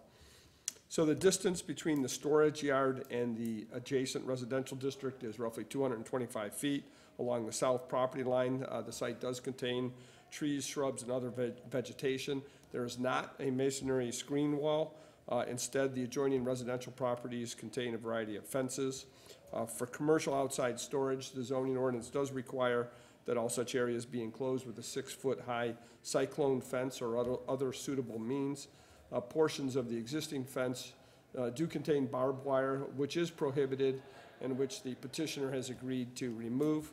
Staff also recommends that the cyclone fence along the south side of this storage area be replaced with a 6-foot-high vinyl privacy fence. In terms of lighting, the storage area would be illuminated at night using LED wall packs mounted on the south side of the building.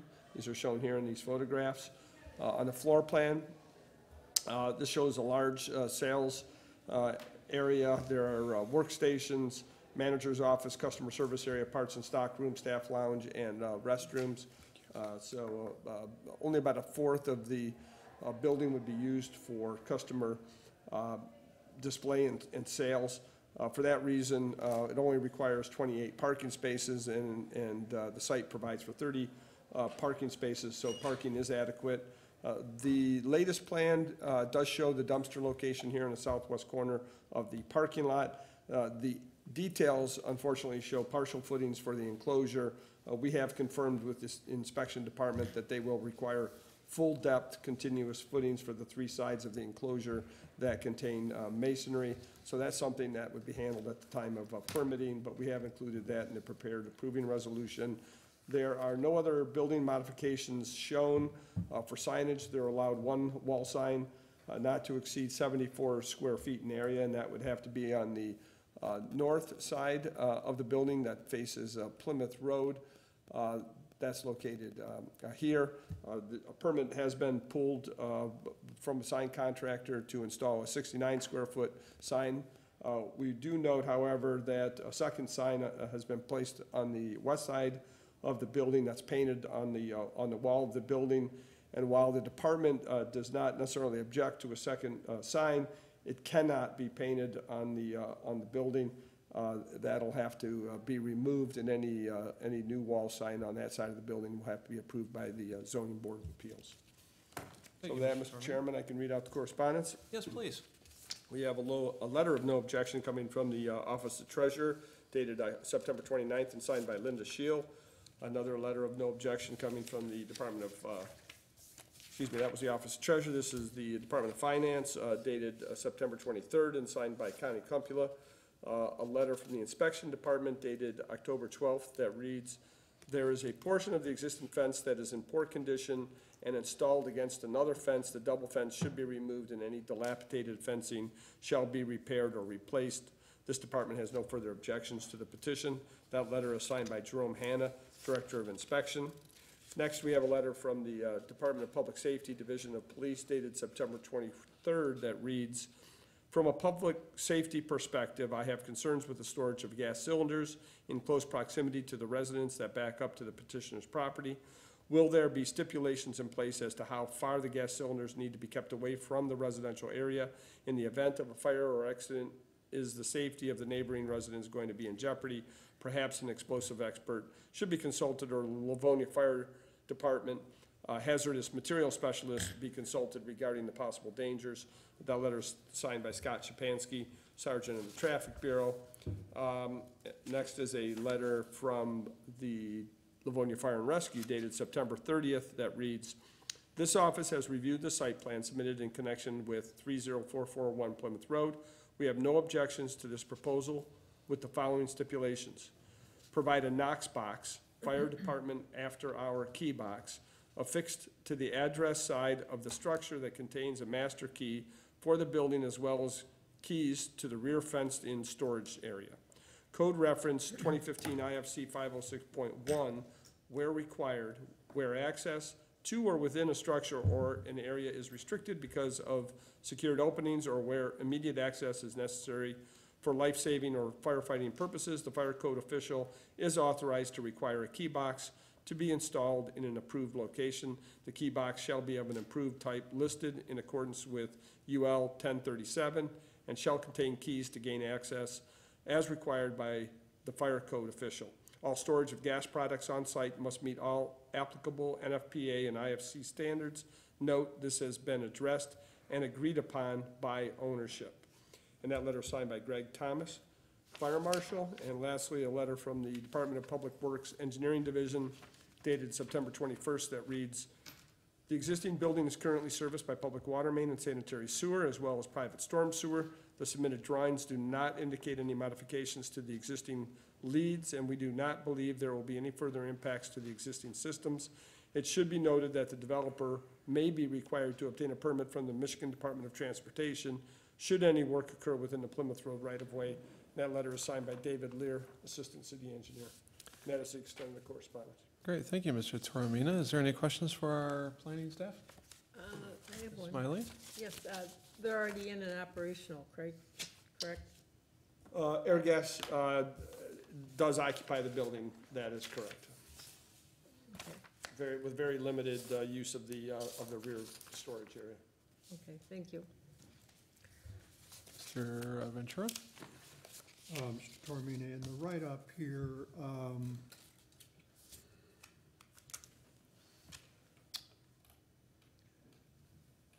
problem navigating here.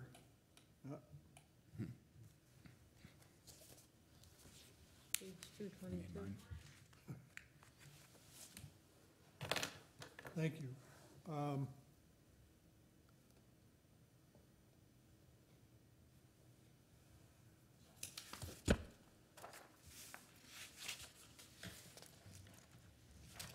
I can't find it, but in here it says somewhere that the cylinders are non-flammable. Yeah, I think that was a, So that's the cylinders themselves, but not the contents.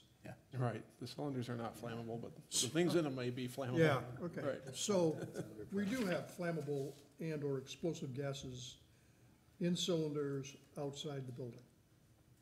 yeah, I would think propane would qualify Okay, for. I just wanted to make, Yeah, the write-up, clear. That's a good point to make. non-flammable, but it obviously isn't. Yeah, I think there's a combination, as we discussed at the study meeting, and we'll talk to the petitioner when they come up. There was a combination of non-flammable gases, oxygen and other items, and then also some flammable gases, acetylene and propane. And I believe the fire marshal has full knowledge of all the types of material that'll be stored in that Yeah, area. it's in there. And I think there was some requirement that they keep them separated as well, so they can have the flammable and the non-flammable sections, as I recall, on the plan. Any other questions for our planning staff? If not, our petitioner is in the audience. You're welcome to come forward and introduce yourselves. Good evening. Good evening, Mr. Chairman, Board. I'm Natalie Jackman with Airgas Great Lakes USA, located at 30441 Plymouth Road between Merriman and Middlebelt.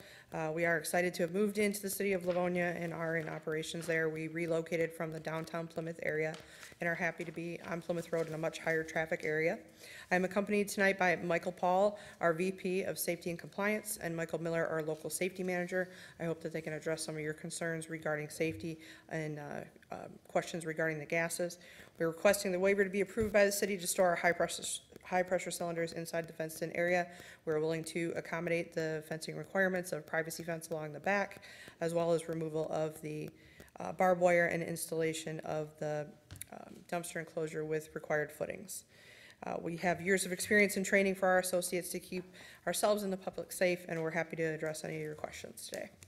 Well, thank you, Ms. Jackman, and unfortunately, I'm sure when you came in, you saw that audience there, you thought they were all for you, but Relieved they've to all see left. there or not.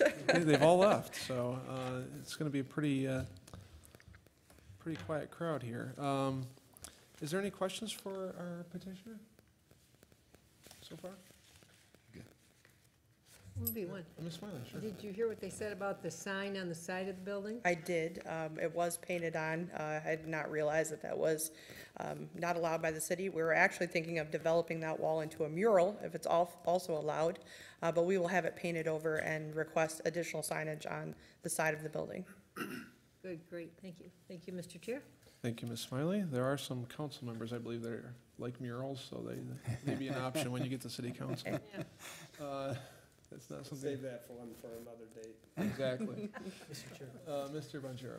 I just have something to add. I went around and drove around to a few of your ready competitors and seen what they're doing, and they all store in and outside in a closed in. That's all fenced in. You have a lot bigger yard than all of them that I saw.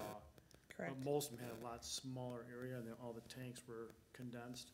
So it seems like you've got a lot of room there. It's a nice setup. Yeah, correct. We have plenty of space to separate them even further. Our requirement on the flammables to keep them away from the high-pressure cylinders is 25 feet on all sides, but we can absolutely move them further if need be. We definitely have the space. It's a nice feature. Yeah, thanks. Well, thank you, Mr. Bonjero. Any other questions, comments from our commissioners? If not, is there anyone in the audience wishing to speak for or against this item? I don't think so. It's all our petitioners. Ms. Jackman, is there anything else that you would like to say before we make our decision? Nope. Thank you very much for your time. Thank you for being here. And with that, I will close the public hearing, and a motion would be in order. Mr. Chairman. Mr. Long. I'd like to offer an approving resolution that the request to develop and operating an outdoor storage yard for gas cylinders at 30441 Plymouth Road is hereby approved, subject to city council approval for the following reasons. Number one, that the site plan labeled sheet number SP 1.01 dated October 8th, 2021, as revised, prepared by Scott Monchnik and Associates, is hereby approved and shall be adhered to. Number two, that all outside storage of gas cylinders shall be restricted to the confined area behind the building as shown on the approved site plan. Storage within this area shall be limited to properly secured gas cylinders and no more than 2 vehicles. Any changes in the location and extent of the outdoor storage yard shall first be approved by the Planning Commission. Number three, that a 6-foot-high vinyl privacy fence shall replace the existing chain link fence along the south side of the outdoor storage yard to help shield the materials and activities from the adjacent residences. Number four, that there shall be no outdoor storage of disabled or inoperative equipment and vehicle scrap material, debris, or other similar items either within or outside of the designated storage area. Number five, all storage of gas products on site must meet all applicable fire codes as required by the City of Livonia Fire Marshal. Number six, that the hours of operation of this building shall be limited as follows: Mondays through Fridays, 7:30 a.m. to 6 p.m., and Saturdays, 9 a.m. to 5 p.m. Number seven, that a building permit shall be required for the dumpster enclosure, which shall contain full continuous footings and shall be constructed of building materials that complement the building. The enclosure gate shall be of solid panel steel construction or durable, long-lasting solid panel fiberglass. Number eight, that only conforming signage is approved with this petition, and any additional signage shall be separately submitted for review and approval by the Zoning Board of Appeals. Number nine, that unless approved by the proper local authority, any type of exterior advertising such as promotional flags, streamers, or sponsored vehicles designed to attract the attention of passing motorists shall be prohibited. Number 10, that the specific plan referenced in this approving resolution shall be submitted to the inspection department at the time the building permits are applied for. And number 11, pursuant to section 19.10 of ordinance number 543, the zoning ordinance of the City of Livonia, this approval is valid for a period of 1 year only from the date of approval by the City Council, and unless a building permit is obtained, this approval shall be null and void at the expiration of said period. Is there support? Support. Okie dokie. We have a motion to approve by Mr. Long, supported by Mr. Bonjero. Is there any questions or comments on the motion? Mr. Chair, Mr. Toromino. if the maker of the motion would be willing to allow staff to draft the appropriate condition regarding the removal of the sign on the west elevation of the building. So added. Painted sign, thank you. And the support is okay with that as well? Absolutely. Very good. Any other questions or comments? I do have one question, Mr. Toromina. The site plan that's in our packet still does not show it's the older site plan. Was there discussion with the petitioner in regards to the vinyl fence that we are proposing that in our approving resolution be put to replace the chain link fence? Are they aware of that? Well, it's in the resolution, and yes, they are aware of it, and if I heard Natalie correctly, she said they were willing to make that change. Okay, I see her nodding, so I just wanted to make sure that everyone was on the same page and we didn't spring anything on anybody as a surprise. All right, if there's no other questions or comments, I will ask that our secretary call a roll on the approval or motion to approve. Certainly. Commissioner Long. Aye. Commissioner Bonjero. Aye. Commissioner Ventura. Aye. Commissioner Smiley votes aye, and Chairman Wilshaw. Votes aye, motion passes, and we'll go on to City Council with an approving recommendation. We wish you luck with your new venture here. Thank you for coming to Livonia. And we can move on to item number 3.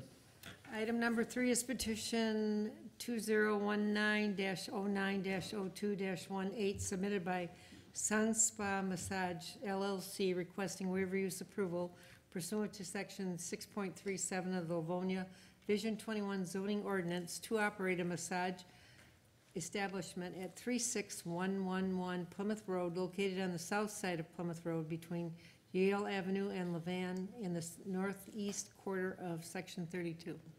Thank you, Mrs. Chairman, or excuse me, Mrs. Secretary. I'm promoting you now. Chairman? Battlefield. Thank you. It's the job you've never wanted to do. Mr. Tormina. Thank you. Again, this is a request to operate a massage establishment. This is at the LA Plaza Shopping Center. It's on the south side of Plymouth Road, just east of Levan Road. This plaza is on a 4.8 acre parcel. It has 480 feet of frontage on Plymouth Road, a depth of 380 feet, and the zoning, as you can see, is C2 general business. The L-shaped shopping center contains a gross floor area of approximately 36,350 square feet. The site does provide sufficient off-street parking, which is located mostly in the front yard between the building and Plymouth Road. Sun Spa would occupy an interior unit, which is located on the east side of the shopping center. The subject unit contains a floor area of just under 1,000 square feet. The general layout of the interior includes a check-in and waiting room, 3 client rooms, a kitchen, storage area, as well as a restroom. The zoning ordinance stipulates that no massage establishment can be located within 400 feet of another massage establishment. In this case, there are no other massage establishments within 400 feet of this proposed location. Another requirement of the zoning ordinance is that massage establishments cannot be within 400 feet of a school, place of worship, state licensed daycare facility, public library, playground, or public park. In this case, the Livonia Christadelphian Church on Parkdale is located approximately 350 feet from the shopping center property. Thus, for this massage establishment to be approved at this location, the city council must waive the special or the separation requirement. No other modifications to the building exterior are planned for or in connection with this proposal. In 2019, it should be noted, Taji Relax requested waiver use approval to operate a massage establishment at LA Plaza. The Planning Commission denied that request for several reasons, including non-compliance with the separation requirement from the church. The petitioner in that case chose not to appeal the decision to the city council. With that, Mr. Chairman, I'll be happy to read out the correspondence. Yes, please. We have a letter of no objection coming from the Office of the Treasurer dated September 29th and signed by Linda Shield, Treasurer of the City of Livonia. A similar letter of no objection coming from the Department of Finance dated October 5th and signed by Connie Cumpula, Chief Accountant for the city.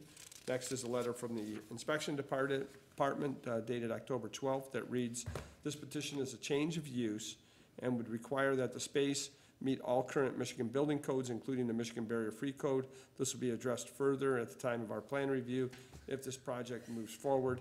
That letter is signed by Jerome Hanna, Director of Inspection. We have a letter of no objection from the Department of Public Safety dated September 30th and signed by Greg Thomas, Fire Marshal, and a letter of no objection from the Engineering Division dated September 20th and signed by David Lear, Assistant City Engineer. Thank you.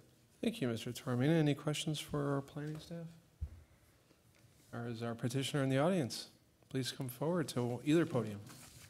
You split the difference there. Good evening, sir. Hello. Yeah, me and my wife, we're small business owners in Saginaw, Michigan right now. So we already have 2 massage therapy locations there. And my wife has worked in this Westland area before we opened our small businesses. And we're looking to open a 3rd, essentially. So I didn't really prepare anything to say. That's about all I have. That's okay. And what's your name? Joshua Mickey. Okay. And can we get a business address for our records? Sure. For the intended business or That's fine. Whatever works Sure. for you. We can do the 36111 Plymouth Road, if that's okay. That is fine. We just want to have something in our minutes for our records. Thank you, sir. And that's a good start. I think we can now springboard from your comments to our commissioners and see if there's any questions for our petitioner. Mr. Ms. Chair, Smiley. were you aware of Mr. the Owen. proximity to the church? And that that's no. a problem? Not quite. Okay. Well, I think that's going to be a problem for you, but okay. Okay. Thank you, Mr. Chair. All right. Thank you, Ms. Smiley. Mr. Long? Thank you. You said that your wife has experience with this, and you, how many people will you have employed, and what training experience will they have? Sure, it'll probably be my wife to start. We have current employees in our current locations, so when we start up, it'll probably just be my wife to see how the clientele is, how the business is going, and then we'll consider employing more as we go. And what kind of training or licensing do the employees have when you hire them? My wife has a state licensure for massage therapy, and obviously we require that for any employees that we have. Okay, thank you. Thank you, Mr. Chair. Thank you, Mr. Long. Any other questions? Mr. Chair? Yeah, Mrs. Smiley. Now, you said you have establishments in Saginaw and Westland? No, we have 2 in Saginaw. I mentioned that my wife had worked in Westland area before, employed, but our 2 locations are in Saginaw, Michigan. And are you moving to Livonia, or? No, ma'am. My wife would probably live here for a while to start the business, and then she would probably move back to Saginaw once we establish. And how many employees do you have in your 2 establishments in Saginaw? Right, so we have 2, my Okay. wife and 2 others. And then she's gonna leave that one and move down here? Right, depending on how the business goes, we may employ more where we're at or employ more here. Just depends how Okay. busy we get. How did you pick Livonia? You know, there's a few massage establishments in Livonia now. Okay. Why did you pick that one? My wife talked to several different locations. She was the one that picked this location. She liked how the layout was. It seemed to be already set up that way. We wouldn't have to make any modifications to the interior, like enclosures for different rooms. It was kind of, I don't want to say arbitrary, but she liked the layout and the location. Okay. And did you know it was denied before? We didn't. We were told later after we started the process. Oh, okay. And so you haven't rented or already moved ahead with this location? have you? No, we're waiting completely to move forward with the landlord there until we get this decision made. Okay, that's a good plan. Okay, thank you, Mr. Chair. Thank you, Ms. Smiley. Mr. Bonjero? Just one question. So you're just starting off, you don't have any clientele base at all, you're just coming in and, So one of the reasons my wife wanted to establish a business here in this area is since she worked in Westland area, she does have some clientele base already that she can draw from. gotcha. Thank you. All right, thank you. Any other questions? No other questions? Anyone in the audience wishing to speak on this item? Our other 2 petitioners are not running forward to speak, so I think we're good there.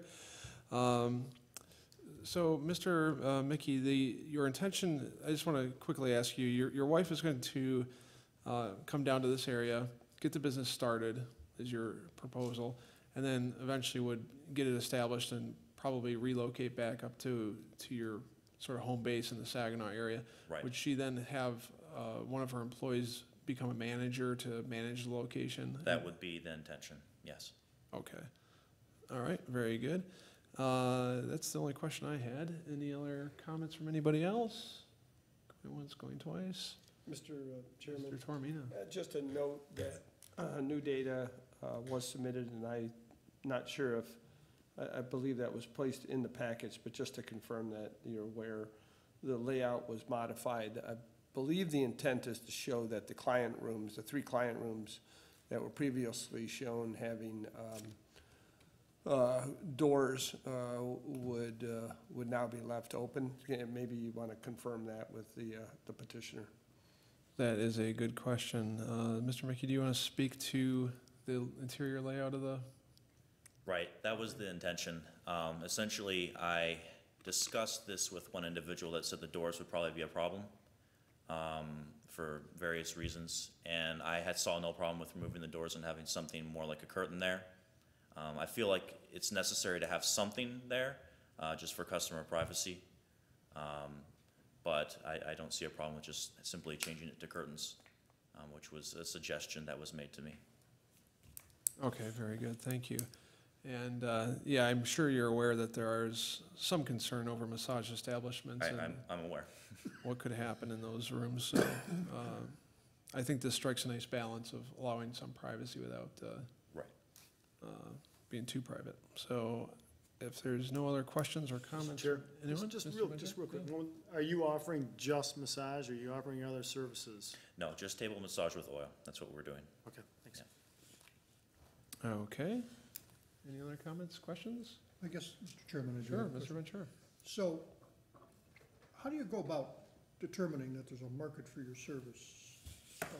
I understand that your wife had some clients in Westland and that they might migrate up to this location, but once she leaves, how do you know that there's a population out there that are seeking this service? I mean, is there a study that you do, or is there an association you belong to that tells you that this spot right over here is a hotbed for a massage, or, I mean, how do you do that? How does that happen? Right. So my wife actually, we started our businesses actually fairly recently, within the past 6 to 7 months. So she still has some clientele that a couple of them have actually come up to our locations in Saginaw because they feel comfortable with her. And we feel like that should carry over into the current location here in Livonia, just to start things up. We expect that the particular signage we have, we would also use here. We find it quite attractive. We think with a high traffic area like Plymouth Road, the advertisement will kind of take care of itself.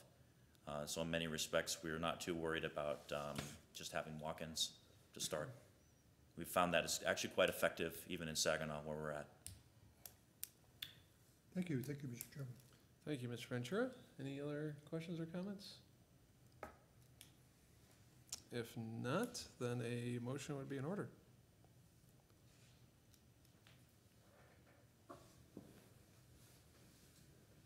Mr. Chair, Mr. Bonjero. I'd like to offer an approving resolution.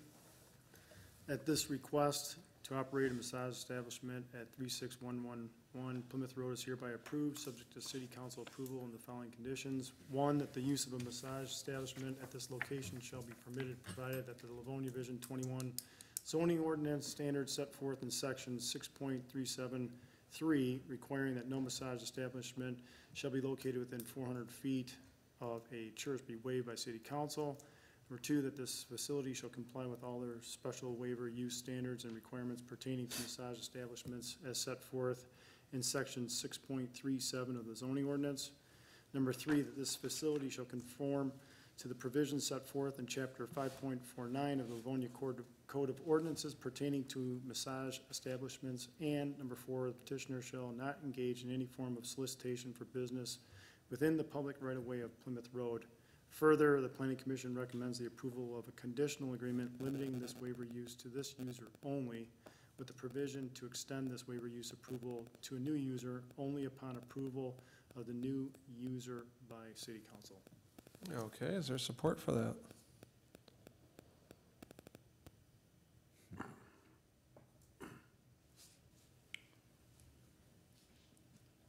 Is anyone willing to support the motion? If not, the motion will die.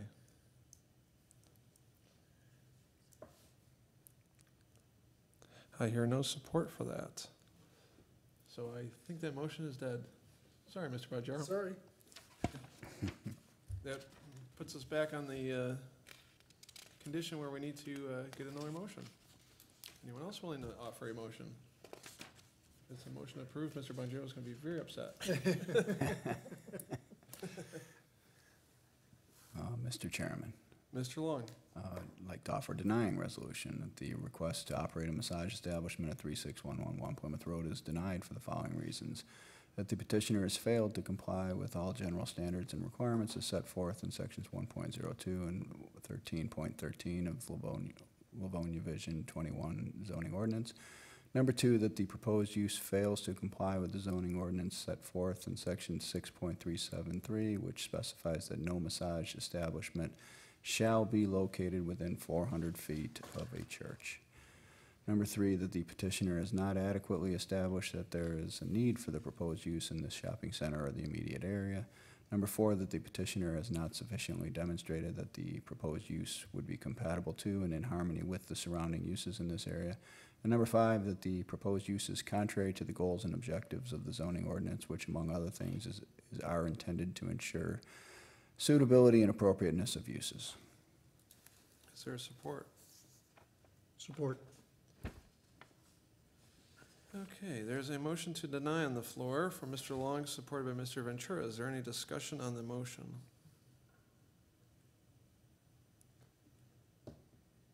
If there's no discussion, I'm going to ask that the secretary please call the roll on the motion to deny. Certainly. Commissioner Long, Aye. Commissioner Ventura, Aye. Commissioner Bonjero, No. Commissioner Smiley votes aye, Chairman Wilshaw. Votes no, motion passes, and the motion has been denied, the petition has been denied. The petitioner will have 10 days in which to appeal the decision in writing to City Council, if you would like to do that. That is it for this item, if there's no other Okay. business on that. So that takes us to the end. Thank you for coming this evening.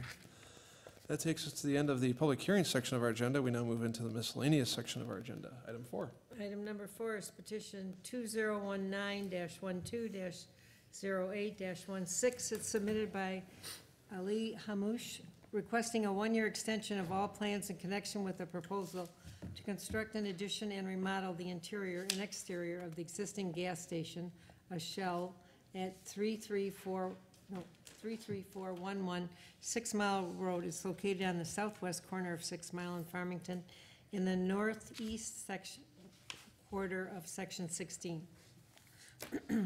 Thank you, Mrs. Smiley. Mr. Toromina?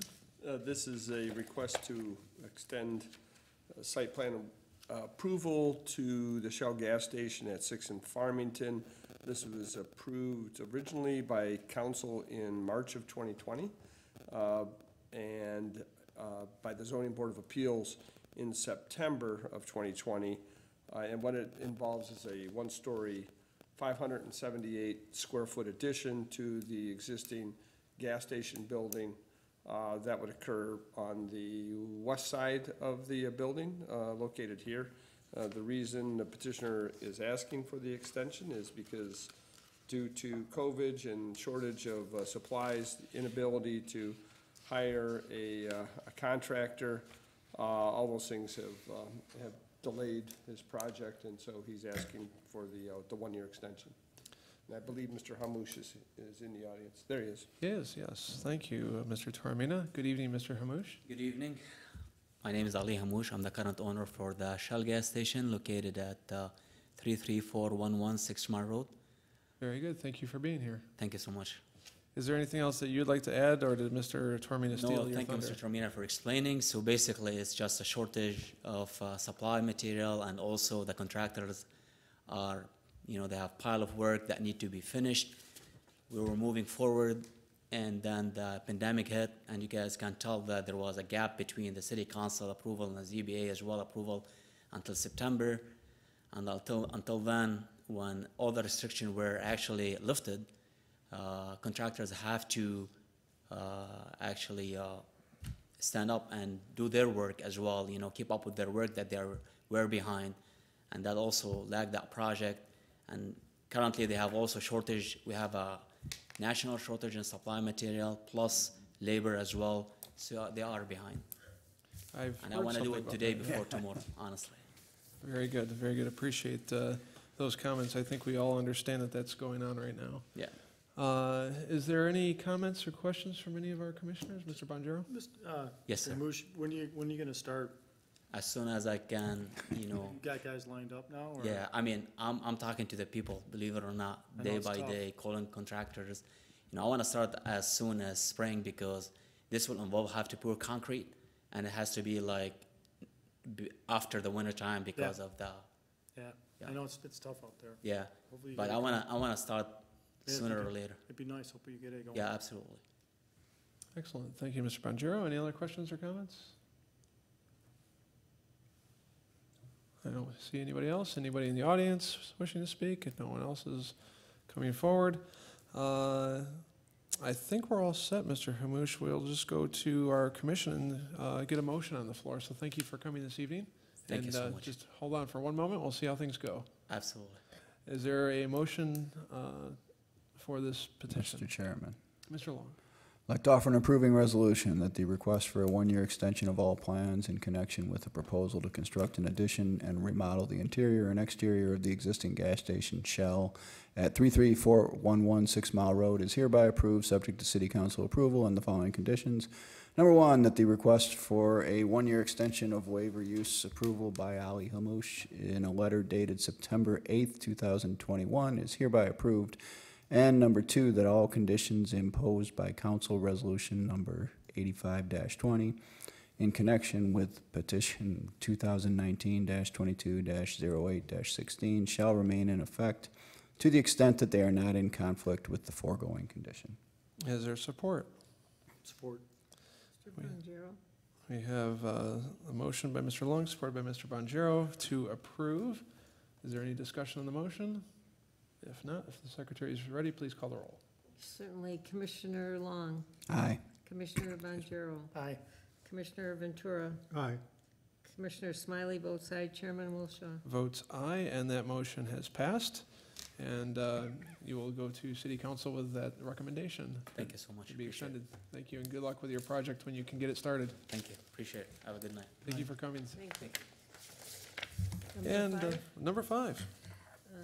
Petition number 5 is, number 5 is petition 2021-08-SN-02 submitted by Stark Road Holdings LLC on behalf of the Livonia Athletic District, LAD, requesting approval pursuant to section 11.08 of the Livonia Vision 21 zoning ordinance to install multiple wall signs to the multipurpose recreational facility at 14255 Stark Road, located on the west side of Stark Road between Schoolcraft Road and London Avenue in the southeast quarter of section 21.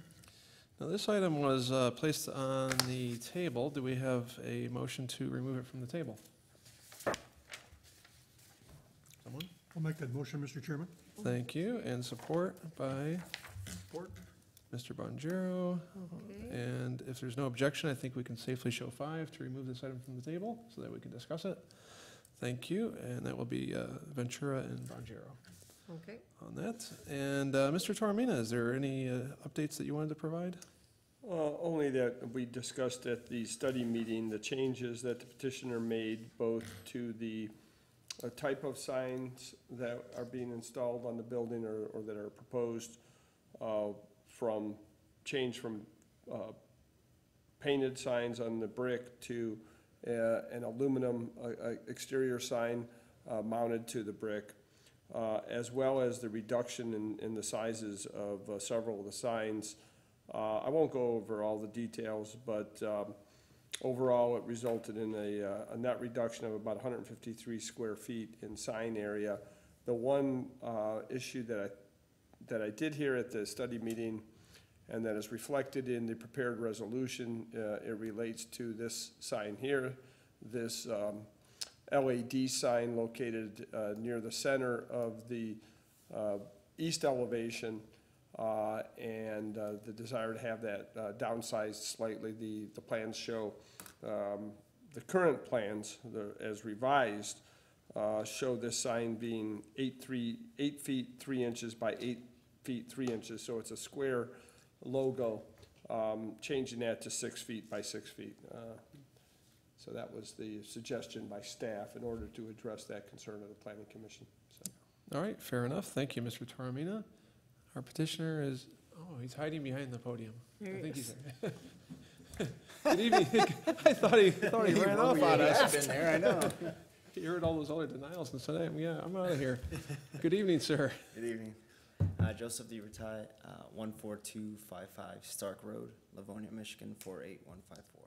Thank you for being here tonight. Is there anything else that you'd like to add to what we've already discussed? Yeah, just like to reiterate our goal and our hopes for our project. So our goal is to bring vibrant programming back to the community to fulfill what the Y was doing years ago. But maintain the peaceful family-centered atmosphere that was there. And if you go there at 6 p.m. at night, you see tons of families in that area on Ford Field and Eddie Edgar, and we like to maintain that and bring some life back to the building. the building has been neglected, and, you know, we will reverse that by creating a welcoming environment for those families and so forth. And, you know, it's our hope to, with the signage being passed, that, you know, we can show that the former YMCA is now alive with the lad.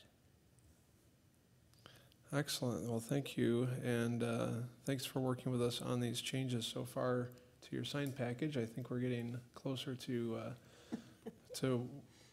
something that's a good fit for this property. It's a difficult one because our current zoning only allows for, 20 square feet of sign. It's a very small amount, so realizing that we need to have something more than that on that large of a building, but getting the right mix is always a challenge. So if there's any questions or comments from any of our commissioners?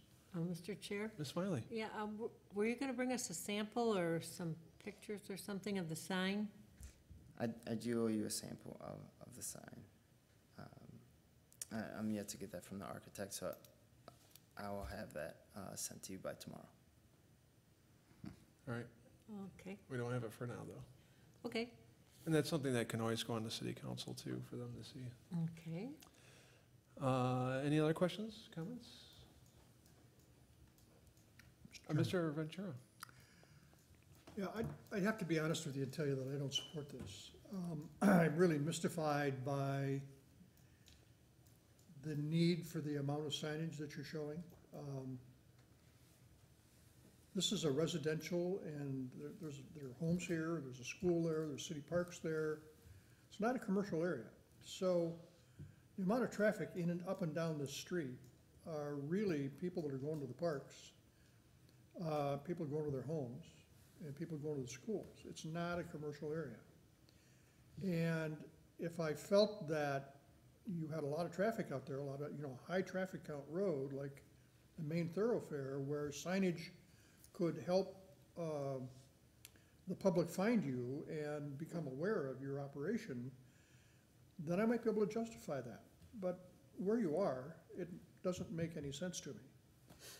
And compounding that is you've reduced, so as I understand your operation, you are subleasing portions of the building to people that will operate businesses there, at separate businesses within the total building. Is that correct? Correct. So identifying the people that are in the building, if I'm going there and I want to go play soccer, I'm going there and I want to see a physical therapist, I want to be sure that I'm in the right place. So you've got a directory sign there that is going to list all of the uses in the building. Am I correct? Correct. You've made that smaller, which I would think would be the more important part of your signage. So I don't see how the signage is functioning for you. I really don't. And I'm thrilled that you're going to repurpose this building, and I think you've got a good concept from what I saw there. But I don't understand signage at all, and I'm not a supporter. I mean, I'd like to see your tenants, the guys that are going to pay you rent to be there, be more prominent. Nobody's going to go to LAD to do anything. They're going to go to the tenants in the building to do whatever they're going to do when they go there. Unless I'm missing something, which I could very well be, but I'm just being very honest with you and telling you that I don't get it. Okay, if I may respond. Oh, please, go ahead. Please do. Yeah, so, we are tucked away, we are in a residential, yes. To attract potential clientele to go to the LAD, they're going for the athletic aspect, whether it's, sports performance and rehabilitation. We're competing with the likes of St. Joe Sports Dome, for instance, who has a humongous sign on the side of 275. For anyone to drive by, and we're getting questions daily, what is this place gonna be? Where's the Y? If I'm not, mistaken, the Y did have 2 signs, and everyone is familiar with the Y, nationwide. It has a brand that's been around for ages, and we're competing with that. We want to, we don't want to, tarnish the Y, but we do want to make our footprint in the city as the LAD, and I think these changes that we've proposed will definitely help. Thank you for your response. Thank you, Mr. Chairman. Thank you, Mr. Ventura. Any other comments, questions for? My question is to Mark, what is this signage compared to the YMCA? The Y, it was just a Y, they cut it down to the Y. You know, we never had the I don't have the information on what Okay. the Y had previously. It was less than this for sure, but they did have the monument sign, I do recall. And I believe the monument sign in this case is being removed, is that correct? That's correct. And then maybe one on the other side of the building, the east side, as I recall. So it was limited, but they did have the monument sign. Did you think about the monument sign at all? Yes, so we're leveraging that in the future. Right now, we have a fabric sign there, just with our rendering and so forth, and that sparked some interest. But again, we don't have a real brand that we're able to share with folks, just with the monument sign. Because I would think a monument sign would serve you better, because you're more likely to read a monument sign as you drive down that road than you are to try to read the building. I understand. And we have we just installed new windows and so forth, and our hope with the new installation is to have people, instead of looking at the sign, look inside the building and see activity. Okay. Okay, thank you, Mr. Chair. Thank you, Mrs. Smiley. Any other comments or questions? Nope. I would ask if there's anyone in the audience wishing to speak on this item, but there is no one in the audience, so we'll just skip that. If there is no other questions from any of the commissioners, I'm going to ask to see if there's a motion that someone would like to offer.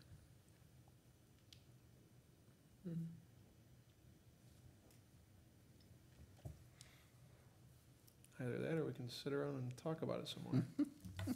I got all night. Mr. Chairman, I will offer an approving resolution and see where it goes. All right. That this request to install multiple wall signs to the multipurpose recreational facility at 14255 Stark Road is hereby approved, subject to city council approval, and the following conditions. Number one, that the sign plan identified as A/2.01 dated September 10th, 2021, prepared by, submitted by 5/8 is hereby approved and shall be adhered to, except that the LAD sign on the east elevation of the building shall not exceed 36 square feet in area. That the lighting plan identified as 1 of 1 dated August 18th, 2021, prepared by Visual is hereby approved and shall be adhered to. Number 3, that this approval is subject to the petitioner being granted variances from the Zoning Board of Appeals for excess number and area of signs and any conditions related thereto. And number 4, that any additional signage shall come back before the Planning Commission and City Council for their review and approval. Thank you, Mr. Long. Is there support? Support. All right. We have a motion to approve on the floor. Probably is a good thing that we don't stay here too long because my pen is stopping working. Not So ink? yeah, I'm running out of ink, so that means that we need to wrap things up here. We have a motion to approve on the floor. Is there any discussion on the motion?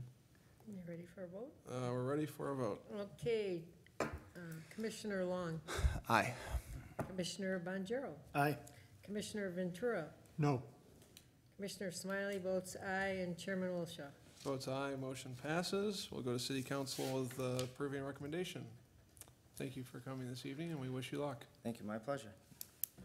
And we have one item left on our agenda, Mrs. Secretary. Yes, that is the approval of the minutes of the 1,176th public hearings and regular meeting held by the Planning Commission on September the 21st of 2021. That is the correct year, and all members were present. Is there a motion to approve? So I moved. move we approve. And we have support. We have motion by Smiley, support by Long. Is there, I don't think there's any discussion. If there's no objection, we can show 5 on the motion to approve the minutes. I see no objections. Okay. We'll mark it as such. Who supported it? Mr. Long. Okay. And that takes us to the end of our agenda. Any other business to come before the commission tonight? If not, is there a motion to adjourn? So moved. By Mr. Support. Ventura and supported by Mr. Long on adjourning. Again, if there's no objection, I think we can safely show 5 on that. No objections noted, so we will mark that as such. And that takes us to the end of our agenda. We want to thank the Livonia television staff for helping bring this meeting to the community this evening. And with no further business, I'm going to adjourn this meeting tonight at 9:19 p.m. and wish our community a good night, Livonia. Had you like